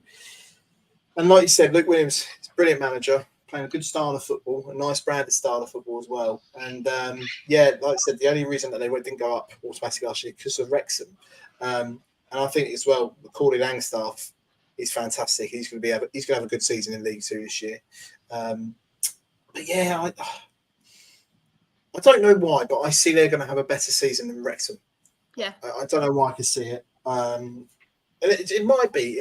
I don't know if Ant feels the same in yourself, Charlotte, as well. It's kind of like there's all this media blow up. You're probably a bit more negative towards Wrexham, more than anything. But I think there could be a good season for Notts County, and they've got a good manager, but they still probably need to invest a little bit more into their side to get themselves into a title challenging side. Yeah, I completely agree. I feel like I mentioned before, I don't think enough people are talking about Notts County, but I think there's a lot of pressure on Wrexham because everyone, well, I say everyone, obviously not us, but a lot of people think they'll go straight back up and all this, like the Disney Channel show, obviously Ryan Reynolds and stuff. And I think with Notts County, you don't kind of have that pressure, do you? Whereas you do with Wrexham. And I think Notts County will be dark horses, to be fair. And I don't think there's a lot of media coverage, as we mentioned, on Notts County as well. So, yeah, I just found with Wrexham, there'll be a lot of pressure on and there's a lot of people looking out for them just because of, obviously, who's in charge and things like that as well. They've got the fairy tale, really, haven't they? And when you look at Mullen as well for Wrexham, and as good a player as he is, and as good a season he had last year, it wasn't top scorer. It was Macaulay Longstaff from Notts County. So, automatically there, they've got a striker there, with fingers crossed if he stays fit, who scored, was about 50-odd goals last year he scored for them. So he's obviously, better than that. And obviously I know him relatively well because he's a Gateshead lad. He's a local lad. So fingers crossed he can, hit the ground running. But they've got like Geordie Jones. He was at Coventry, like 2 or 3 seasons ago. Yeah, that's a great signing for them. McGoldrick Scoops has just mentioned, that's a fantastic signing. And McGoldrick can still do it in League One. He proved that last year at Derby. So, to get him is a great club. I mean, yeah, you've kind of got me thinking that they're probably going to be better equipped already than what Wrexham are going to be. Because I think Wrexham are kind of thinking we can do it again because we won a pretty poor National League last year. And they are straight away going to be without Mullen. It's not going to be free scoring, is it? You're not going to get Langstaff, and you're not going to get the Mullins and Langstaff scoring 30, 40 goals this year. And I said this on Twitter. I had a conversation with a Wrexham fan because he wasn't very happy with me saying I don't think they'll get playoffs. I think if Mullins gets 20 goals this season, it's a brilliant season for him. To be honest with you, because it's a really competitive League Two side, but League Two table this season with the number of big sides that we've got there. Yeah, definitely. Simon says in the chat, Joe Jones, really good player, has been unfortunate with injuries. So, really sort of having his time in Notts County. And the one thing I thought with the playoffs, they didn't half show their mettle in the playoffs because they got themselves in terrible situations to get, having had the fantastic season, everyone was thinking they're now going to get stitched up in the playoffs. And they really had to battle back in a couple of those and really show some character in there to get through that, which I think will give them that extra belief that whatever situation they're in, particularly in early doors, they find themselves in some difficult results or behind, that they can do it and they can pull things around. So, yeah, I'm in the camp. I think Notts County will are certainly ones not to be ignored because everyone's focusing on the Wrexham hype train for sure. Flipping to the other end, teams that have come down from League One. Shah, I'll come to you next. What do you think of, say, Morecambe? Morecambe and Accrington are two that are joining League Two this season. What do you think of their hopes? Yeah, Morecambe, I really do feel for. I feel really bad saying this, but I feel like they're going through what we were going through. Obviously, there was an unwanted takeover, I think, with Morecambe not that long ago. And then obviously that didn't happen, but then there's not really been any investment as well from the Morecambe side. But I feel like they're going like we kind of did, where we're just from season to season get worse. And then obviously they've been relegated. I think they rely on like academy players as well. I don't think they have quite a big budget like some of the other teams do. And yeah, I've been speaking to a couple of Morecambe fans on Twitter as well, and they say like the investment is crucial, but they've not really got that. So yeah, I feel a bit doom and gloom, but I think they will really struggle this season, Morecambe. And I think Accrington as well. Sorry, Scoops, what were you saying? I was just going to say about Morecambe as well. They lost Cole Stockton as well. Yeah, they did. He was a bit of a talisman for them in League One as well. Football League Lowdale legend, as we call him. And now he's playing at Burton as well. So, it's a big loss for them. And looking at the players that they brought in, they haven't brought anyone really of note. No. We were going to, shake things up. Yeah, and with Accrington as well, I feel really similar about Accrington. I think obviously John Coleman's been there for so long, and I think it's kind of overachieved with Accrington for so many years now because of obviously where they've come from, and I think he's a brilliant manager with them. But I just feel like they have it's kind of gone dry with them, and they've obviously been relegated. Similar to us and similar to Morecambe, I don't think they've got quite the budget that a lot of the teams around them have. I think football is quite money orientated, isn't it, these days? And there's a lot of money involved in the lower leagues now. And I think teams like them do struggle. I think they've lost some players. They've brought in a couple, but Josh Andrews was one who they brought in. We had him on loan. And as much as he's a big striker, he's never really done much on his loan spell. So from that side of things, I don't think they'll get the goals. So I think they'll also be a team who won't do as well. I don't think they'll do as bad as Morecambe. But yeah, Accrington, I'm not really seeing it as well. I think they will struggle again. I don't know It's about a shame you. because they're a great little club. They're a great Yeah, little they club. I absolutely love an Accrington away day. I think you can't get any better than that. And I think realistically, like you said, looking at the players they've brought in, the sort of players that they've got, you're probably looking at a 15th, 14th place finish. Yeah. And I think Accrington standing fans should be pleased with that because I think it could be a lot worse. It could be a lot worse. And I couldn't think of anything worse with Accrington going out of the league again. I think they're a great League Two side that should be there. So. Yeah, 100%. Hopefully they can do it. I know they're quite a physical team as well, aren't they, Accrington at times? So it might suit them in League Two as well. Hopefully, yeah, I like Accrington. Good little team, and say such history to get back in a football league. It would be sad to see them flip back the other way and not make it. Other teams that have come down, we've got MK Dons. I mean, we've got Finbar in the chat links. They're going to absolutely crush Wrexham in the opening game. Come on, that's on the cards. It's a brave one, isn't it? It's a brave one. I mean, unfortunately, when we got obviously our email saying which teams we were going to be given an MK Dons, and looked at it, I was like, oh god. This is MK Dons fans don't care about MK Dons, and it's such. I don't know if you guys have been. It is the weirdest positioning of a stadium ever. I mean, you got like a Frankie and Benny's in a big, lovely industrial units and everything like that, and then a football stadium. It is mental, absolutely crazy. But you know what? I did look at them, and I looked at the signing of Craig McGillivray, the goalkeeper, who was massively rated when he was at Charlton, wasn't he?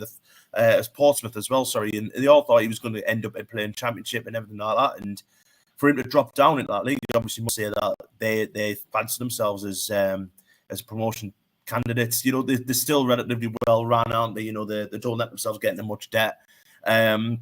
So I think there'll be playoffs. I think they'll do all right. We've been going back to like the likes of everyone saying Wrexham and not to count this out and the other, but you've got an established, well-run side who've come down, who I don't think anyone expected to get relegated out of League One last year. It comes as a surprise to me, to be totally honest with you. I thought they would challenge for playoffs, end up getting relegated, so I don't know what's going on there. I think they're probably the favourites to go up, to be honest.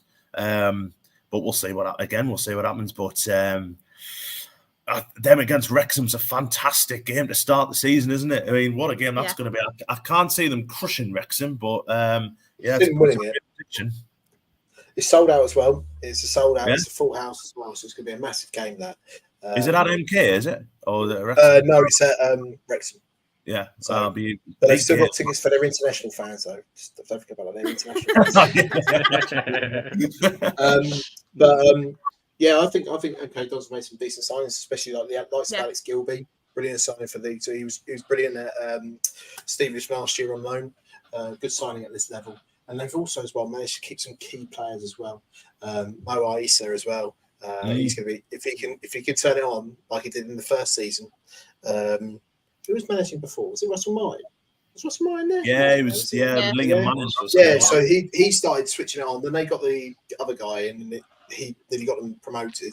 And then he took over and obviously struggled last season.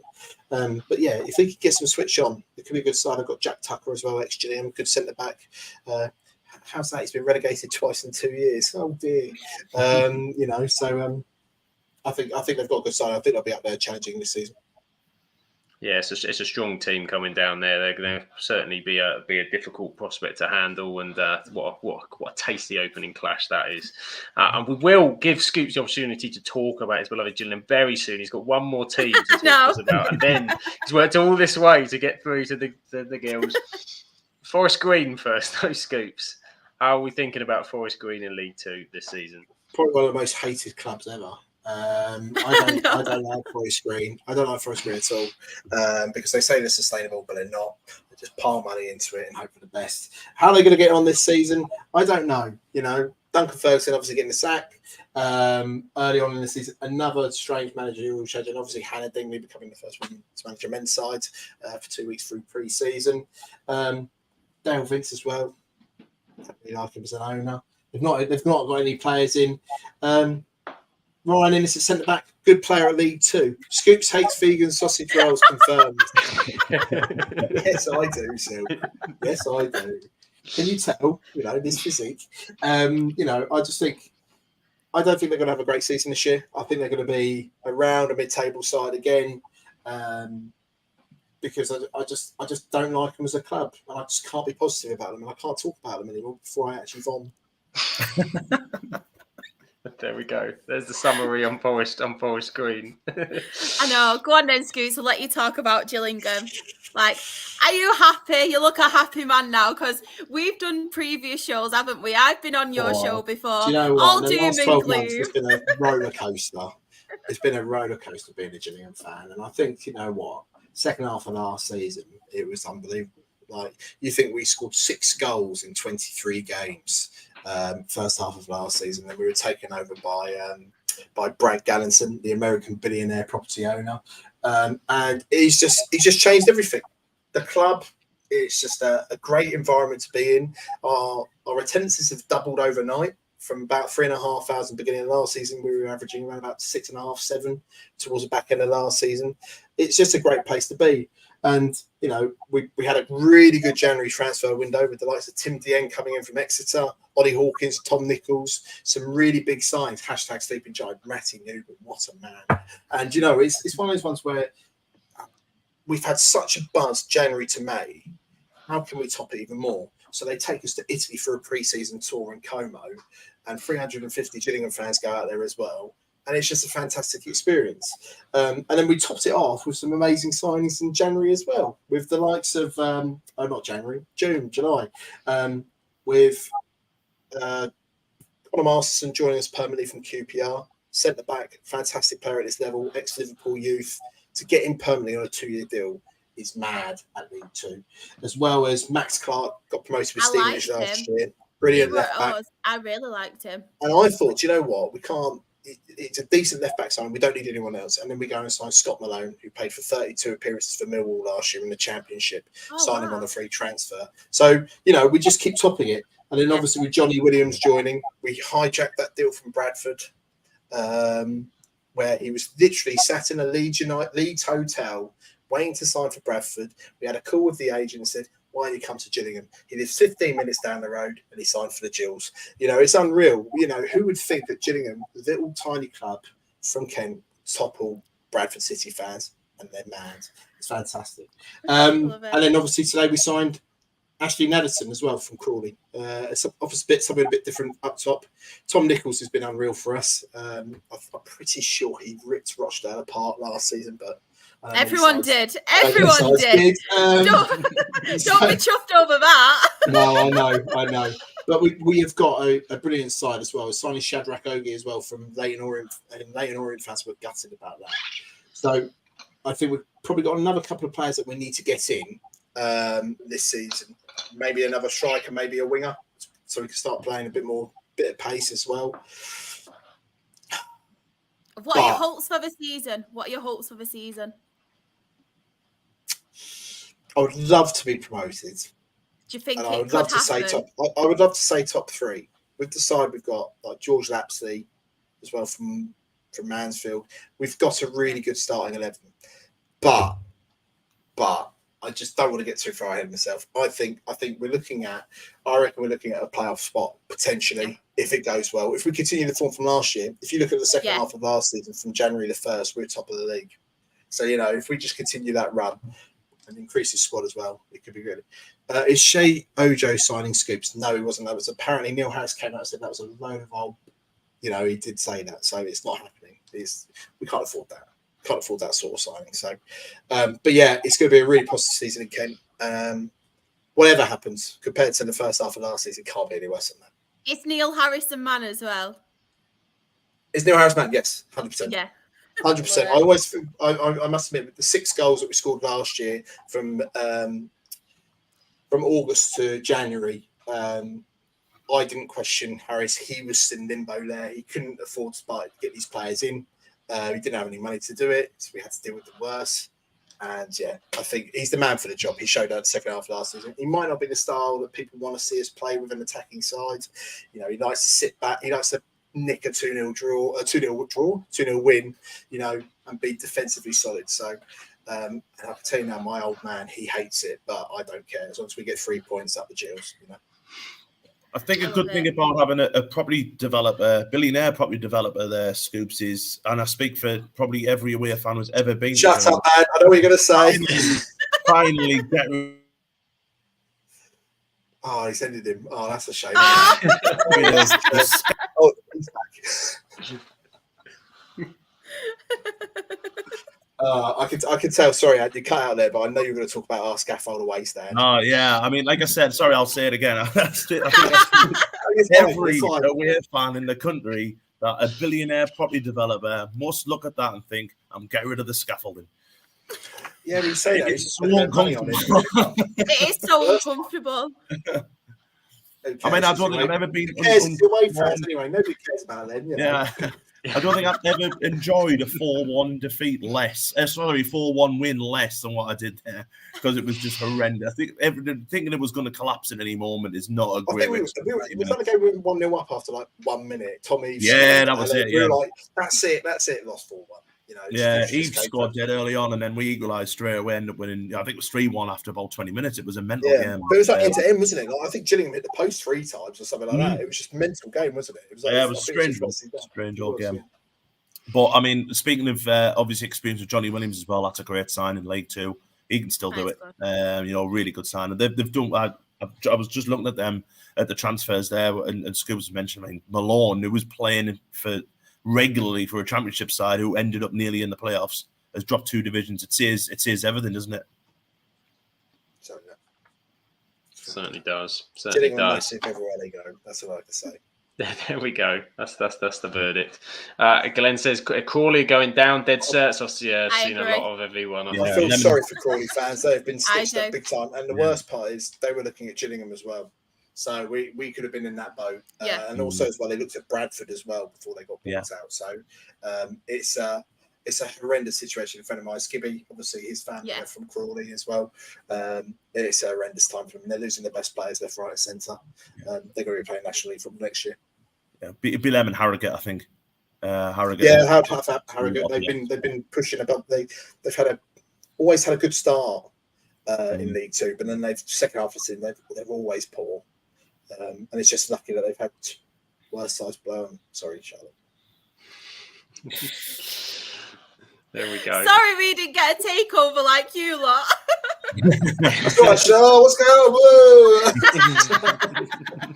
Has he got any rich friends that might want to take over Rochdale? Please put in a word.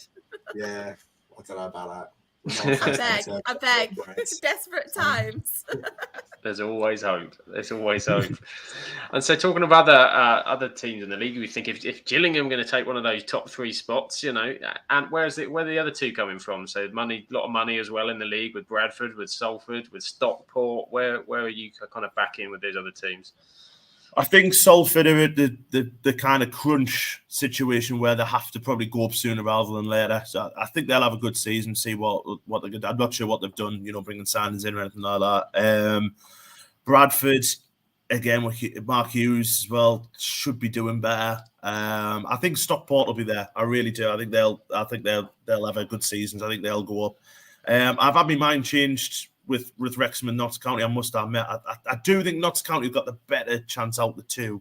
Like what Lisa said, I think they'll challenge, but I think I'd like to kind of go. We'll go on the Scoops bandwagon and say Gillingham will get there as well. No, don't, because we're really disappointed. Yeah, let's do it. Let's be happy. Let's just stab him in the back. And just building it all up early because who knows? It can only collapse one way from there. I'm Stockport away as well. First game of the season. Take my eldest to his first away day at Stockport away. So it's gonna be a good one. I think you can probably name 10, 11 sides that you wouldn't be surprised if they actually do it. And League Two was so compact last year, wasn't it? It was like, I think at a point there was like 8 points between 14 sides or something. It was something crazy, wasn't it? And, we haven't even mentioned the likes of Newport, Tranmere, sides that have been there for a long time who can, on the day, Grimsby as well. There's always one side that surprises, isn't there, Andy? Yeah. So there's always one. Like the Sutton United, obviously getting Omari Patrick as well from Carlisle. It's always a surprise. It's always those teams, like you said. There are 10 or 12 teams that top half that will be challenging for a playoff spot. It's going to be tough. It always is. And so you touched on that opening day fixture. Shall I pull that up, Shah? We'll have a look at the fixtures now. Yeah, definitely. What's coming up on day one? Oh. Any favourites stand out from there? Some biggies early doors. Yeah, definitely. I think obviously we mentioned the Wrexham NK Dons. Obviously the Gillingham Stockport. I think there'll be a lot of goals in that one. Or a really boring 0-0 draw like it was last year. Yeah, probably. Yeah, I've jinxed that one. Yeah. Crewe and Mansfield, I think that's a good one. No one mentions Crewe. I haven't mentioned Crewe, have we? And Crewe normally, they normally have a couple of young lads that are ready to go on, and I'm sure that won't be any different this season. Yeah, even Mansfield as well. Like they're always up there, aren't they?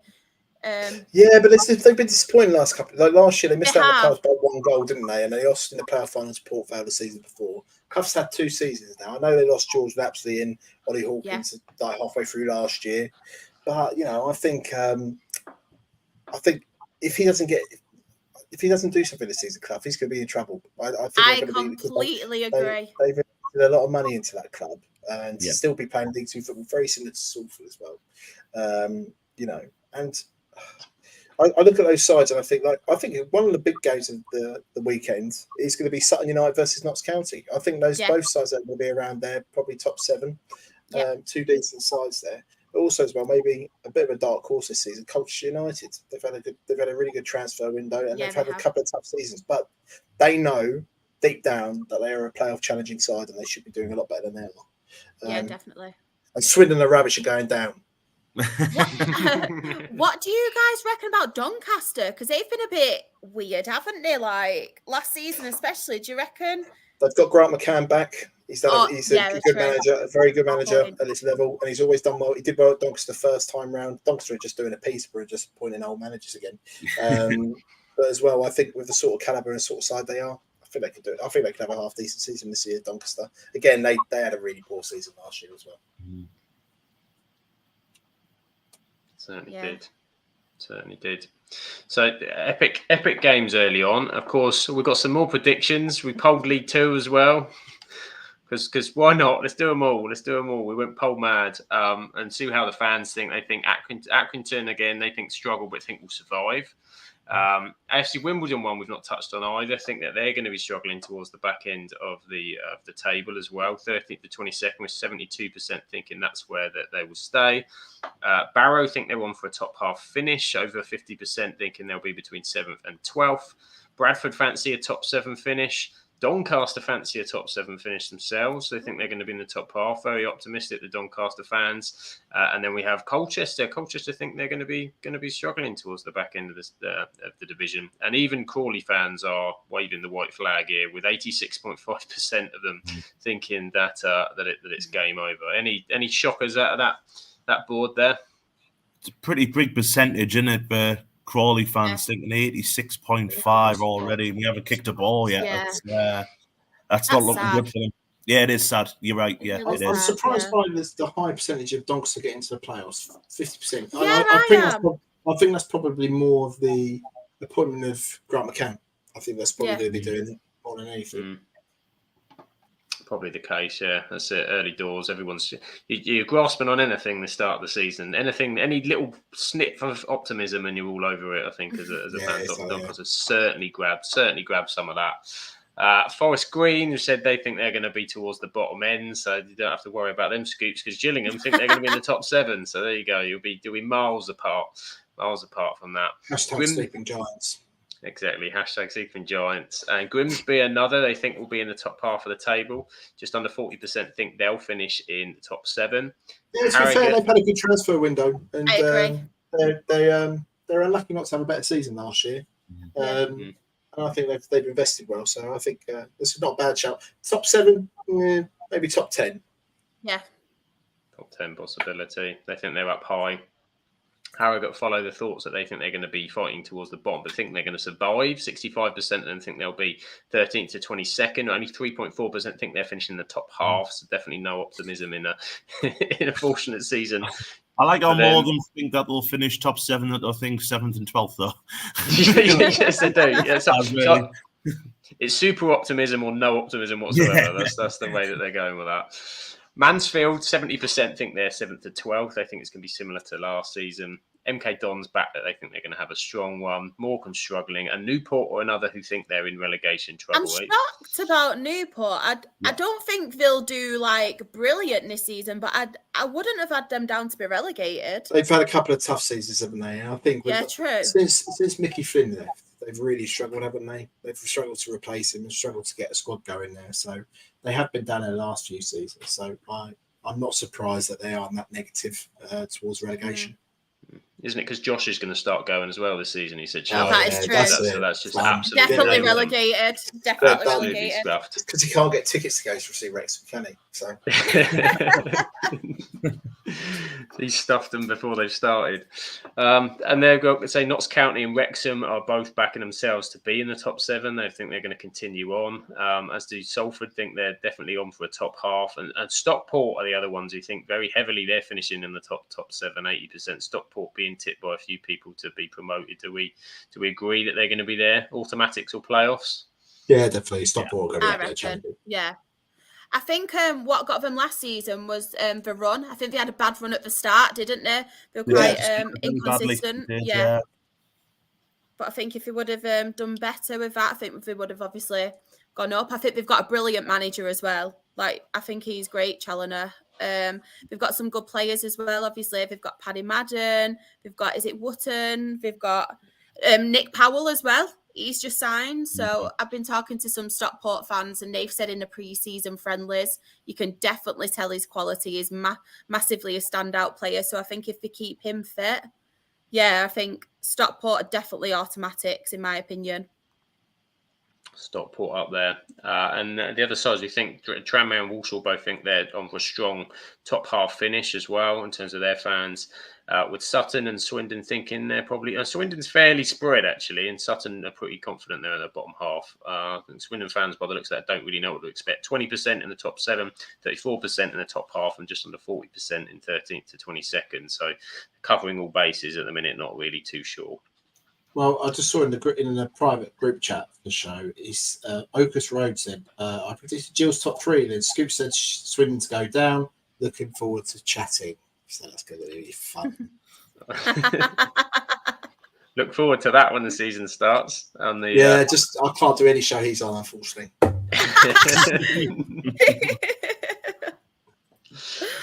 Oh, man. Is it nearly time?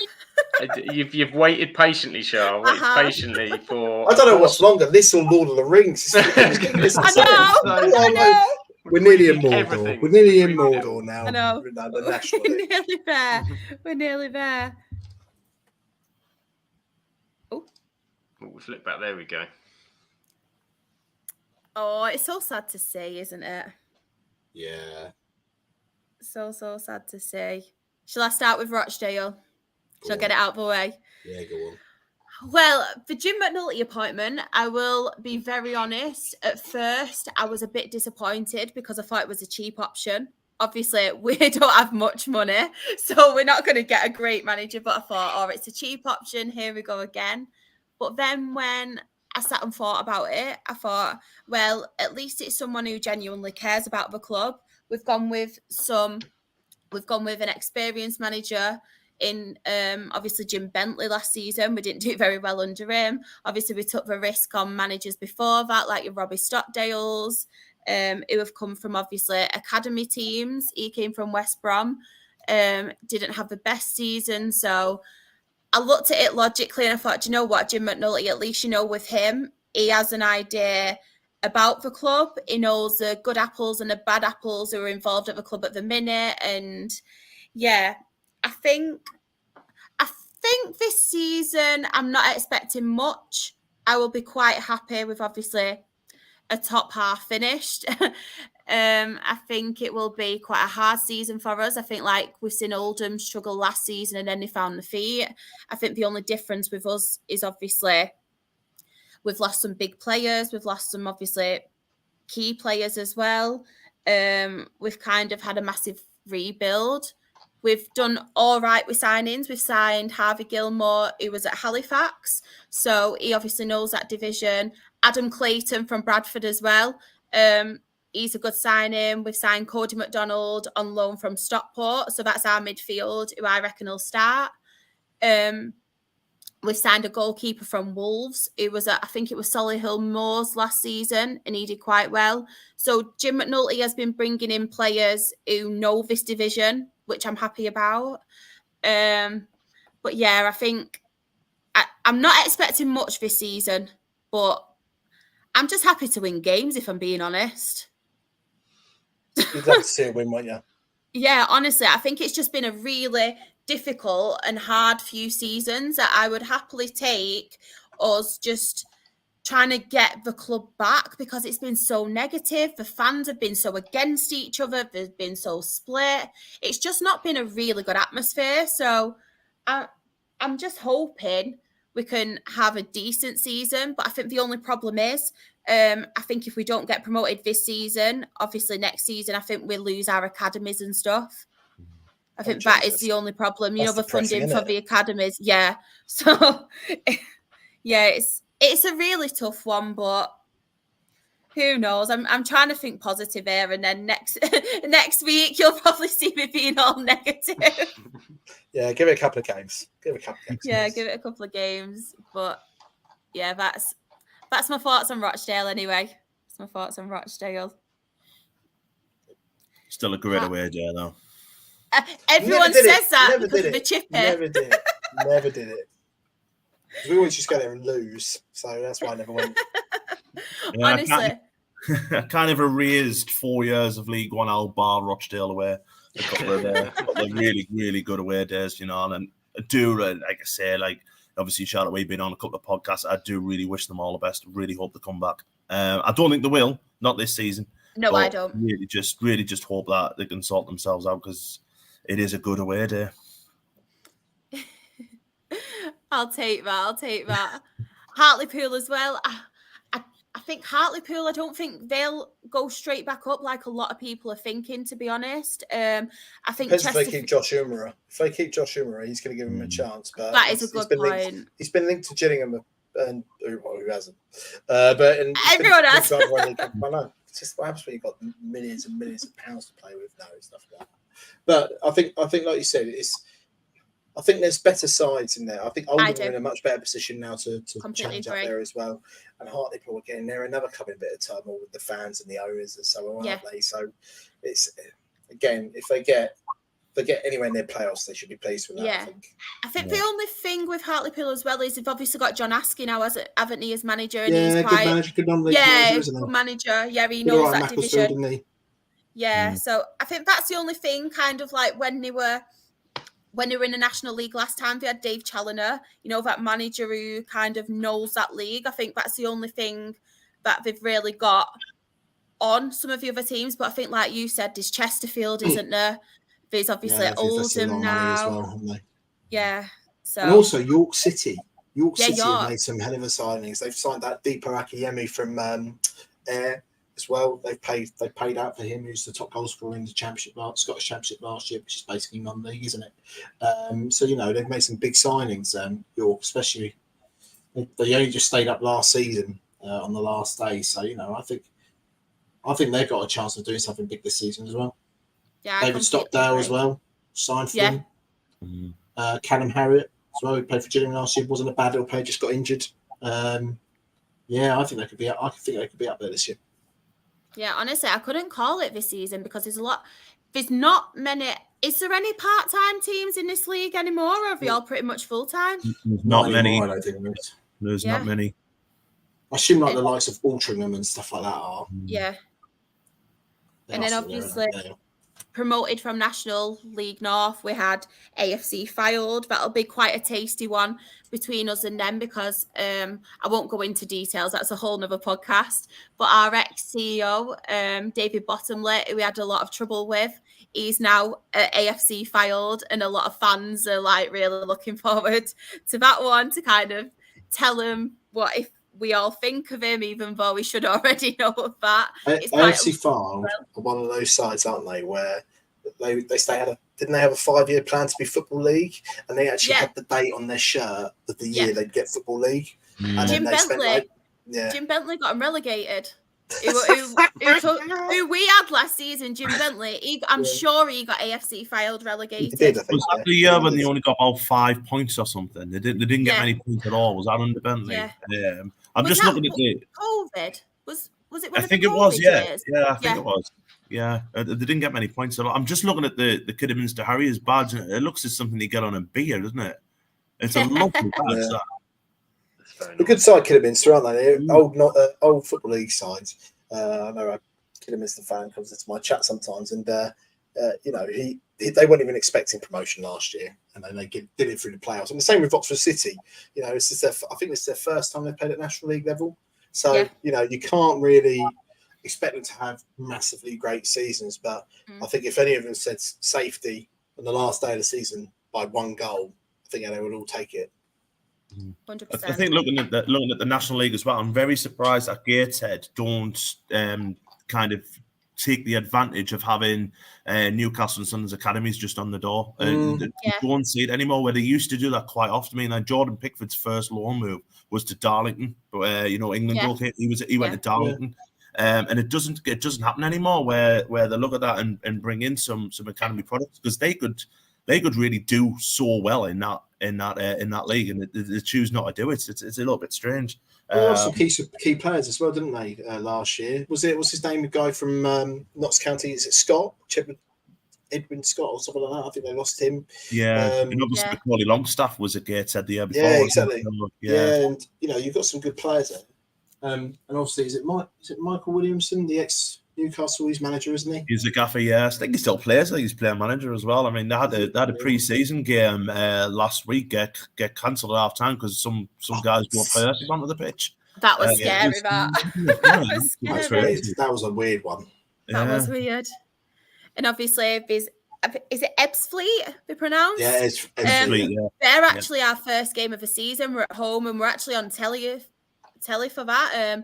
Do you know what's mad as well? We're on telly 3 times already, like in the next 2 months. And I just think, it's crazy, isn't it? Like the amount of coverage now the National League gets compared to like a few years ago. It's TNT, isn't it? So it used to be BT, it's now TNT Sport, isn't it? So they've done some great things for the non-league. And like I said, I know it was all because of Wrexham that kind of maybe probably started that big push for it. But actually, it is great. It's getting the coverage it probably deserves, because it is one of the most competitive leagues. Yes, football might not be great, but as well, it is a competitive league. Anyone can go up now. And looking at it, you've got some big sides in there. And Ebbsfleet are won 4 times. Another one of these clubs that I hate, they're Kent-based. We don't want them in the Football League because that's our tagline. We're the only Football League club in Kent. And, Ebbsfleet are one of these ones that are throwing money at players to get them in. Yeah. So they just seem to be the ones that get promoted and that drop. I think it'd be all right. I'm worried for our first game because they're apparently a very, very attacking team, Ebbsfleet. And from previous seasons as well, our defence is absolutely shocking. Like, don't get me wrong, we've brought in some new additions. We've got a new goalkeeper as well. But our defence has been terrible, and they're apparently a very attacking side from what I've heard and what people have been telling me. So, yeah, I don't think it will be smooth sailing. Like a lot of Rochdale fans think we'll comfortably win because they've just been promoted as well. And we're apparently classed as one of the big boys, which we're not. I don't agree with that. I don't think we are. But I am honestly worried. I don't think we'll win that game. But it's first game of the season. Yeah, don't get too depressed about So, it. It's the first game of the season. I think I'm just setting myself up for heartbreak now. So anything above that is a positive because it's just been a nightmare of a few seasons. Yeah. But yeah, do you know what? I'm going to go on to the fixtures now just to have a look. It's like that. Some massive games here. Aldershot as well. I remember Aldershot being like in a football league. Like, Yeah, there's a lot of teams who are in the football league. Yeah. Also, horrible scenes to see at Southend United as well. It's lucky they're actually playing a game as well with the ownership at the moment. So it's an absolute travesty. Ron Martin's an absolute wrong to be running that club in the way he is. And nobody likes to see what they're doing. So, hopefully they can get through this season. Hopefully they're finding their owner soon as well. Because apparently Ron Martin's house has gone up for sale as well. So yeah, it's such a shame to see it happening too often. We obviously mentioned there Southend, but obviously Scunthorpe did the double drop, didn't they? Bury went out of existence, but they're finding their way back up. And something needs to be done to stop, people coming into these football clubs and completely ruining them. I mean, Southend, you're looking, 10, 11 years ago, we were in the Championship. And now they're struggling to have an existence. It's such a shame. And you've got to remember, and this is what I kind of go on about, fit and proper persons test. The people can just come in and come out of these at any time they want, but it's the fans that suffer. It's the fans that just all they want to do is go and watch the team play on a Saturday. And for them to suffer like that, it's mental. And we're lucky enough to see Southend actually fielding the side against Oldham. But they're in for a horrible season, I think, and it's so sad. It really is.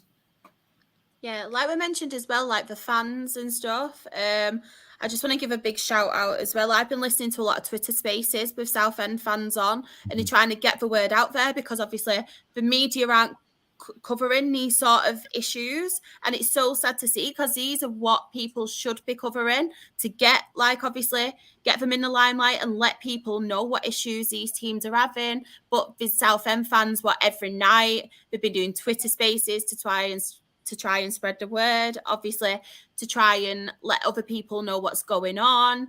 And just the ground, I saw a picture of what the state that was in, and all these fans have come together to try and obviously get it up for the first game of the season as well and try and tidy it all up a bit. So I just want to give a shout out to them because without these fans and without the passion from these fans, obviously Southend, that's a big, massive boost for them.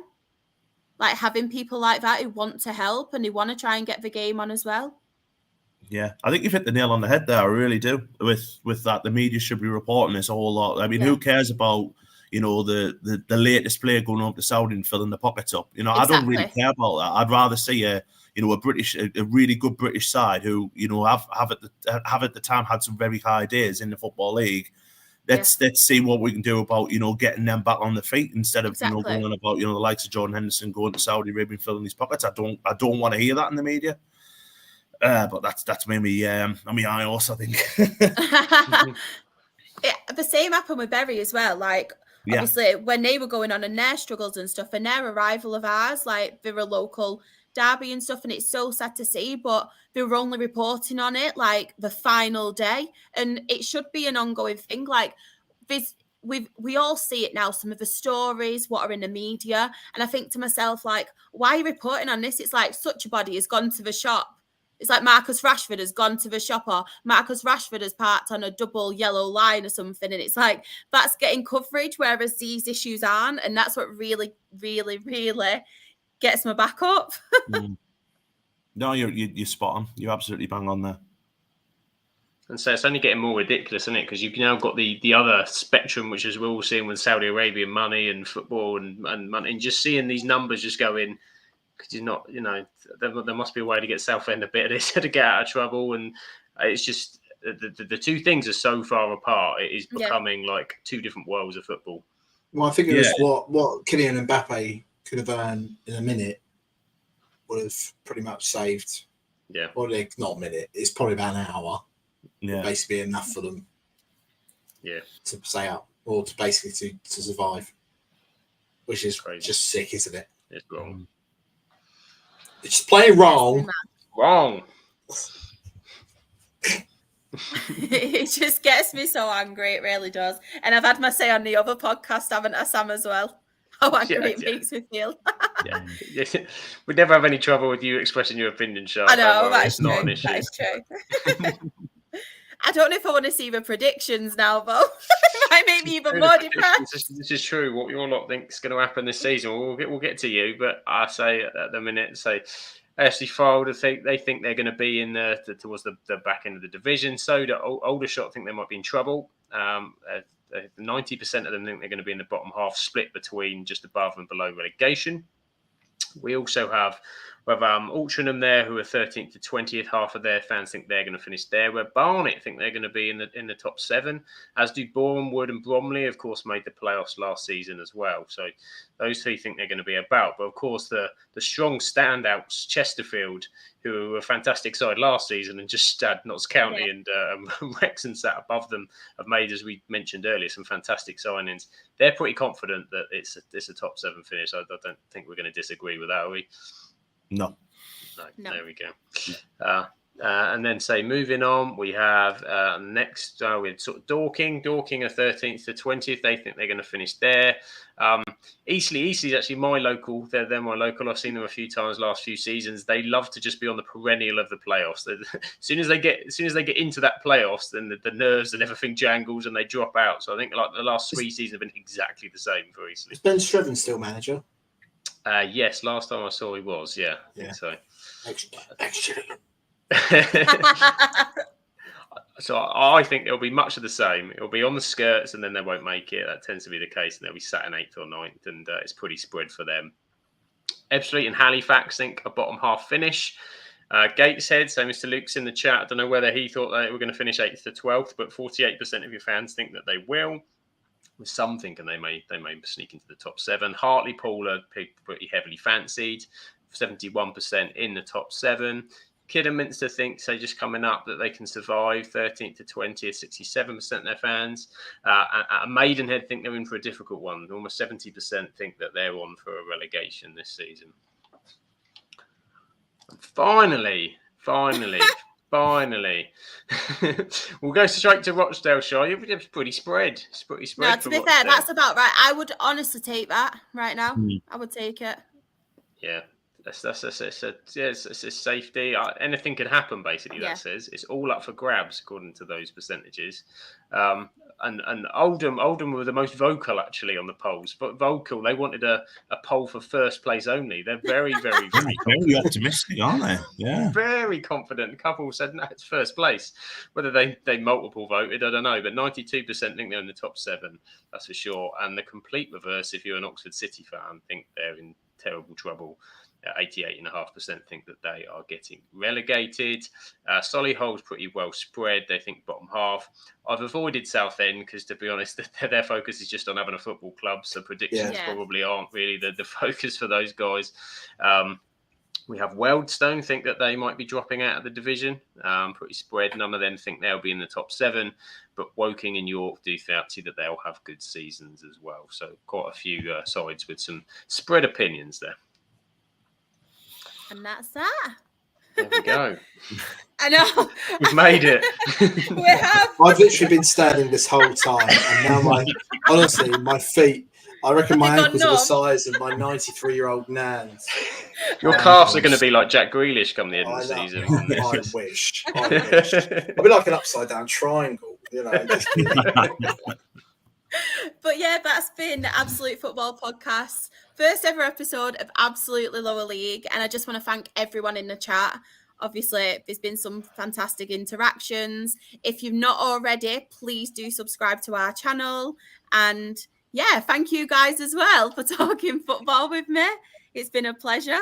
an absolute pleasure. And we'll throw up our socials as well. So if anybody do want to follow us on Twitter, we are Absolute Ball Pod. On TikTok, we are Absolute Football Pod. Instagram, Absolute Football Podcast _ and that is Fred's as well. And on Facebook, we have Absolute Football Podcast. They're all different because Josh is a nutter and thought it would be hilarious for you all to have to search and find it. So it's going to be great. And so, question coming in the chat: when is the next one, Charles? When is the next Absolute Lower League? The next one will be on the 10th. So it will be, obviously, league kicks off on the 5th, so it will be on Thursday the 10th, and we will review some of the results. Obviously, I'm hoping I'll be on and I'll be happy. If not, I might go into hiding. But yeah, it'll be on the 10th, and obviously, like I said, we have got a really good team from all different football teams as well across all the leagues. So yeah, it should be really good. Looking forward to it. Massive, excellent. And so thank you everybody in the chat. Thank the Scoops and thank to Ant. They did the debuts, the best debuts you'll see on the opening weekend of the Football National League. Get in there. Say that. Without a doubt. And so where can people, because, you know, if people don't follow you or find you or, you know, whatever, what are you doing? So where can we find you, Scoops? Where can people interact with yourself? You can usually find me in a pub in the corner, right in the back of a newspaper, next to Roy Hodgson. And his plastic bag. Yes. No, you can find me at Scoops FM on Twitter, but also on Twitch as well. You can find me at Scoops FM on there as well, where I play Football Manager really badly, but with some banging tunes at the same time. Magic. There you go. Go and check Scoops out. And Ant, where can everybody find yourself? I'm at Anthony_Waterson on Twitter, and that's probably the only thing you find is at the minute because I'm 37. I'm not getting into TikTok. I'm sorry. I can imagine you being a right dance around. You know, I probably am, but it's not for the public to see. I don't think. So yeah, if you want to follow us, great. I've got a couple of football podcasts as well. You want to follow them? We've got at Waterball, which is WABA Pod, which we've only got about 14 followers, so please follow us. But yeah, and that's it really. Yeah. Excellent, superb. And then guess I'll hand back to you for the final goodbye then, and we'll let everybody get off. I just want to thank you as well, Sam, because obviously you've worked so hard behind the scenes, all the graphics and everything, all the polls on Twitter. Like, that's been some effort from all them teams. And obviously, thank you so much for joining me because I was really nervous for this episode and button pressing. So thank you so much to you, Sam. You're welcome. We're a team and we love to do it. So hopefully we can do some more of these through the season and keep everybody entertained. That's what we're here for. Yeah, and that's absolutely Lower League. So thank you so much for everyone for tuning in and see you next time.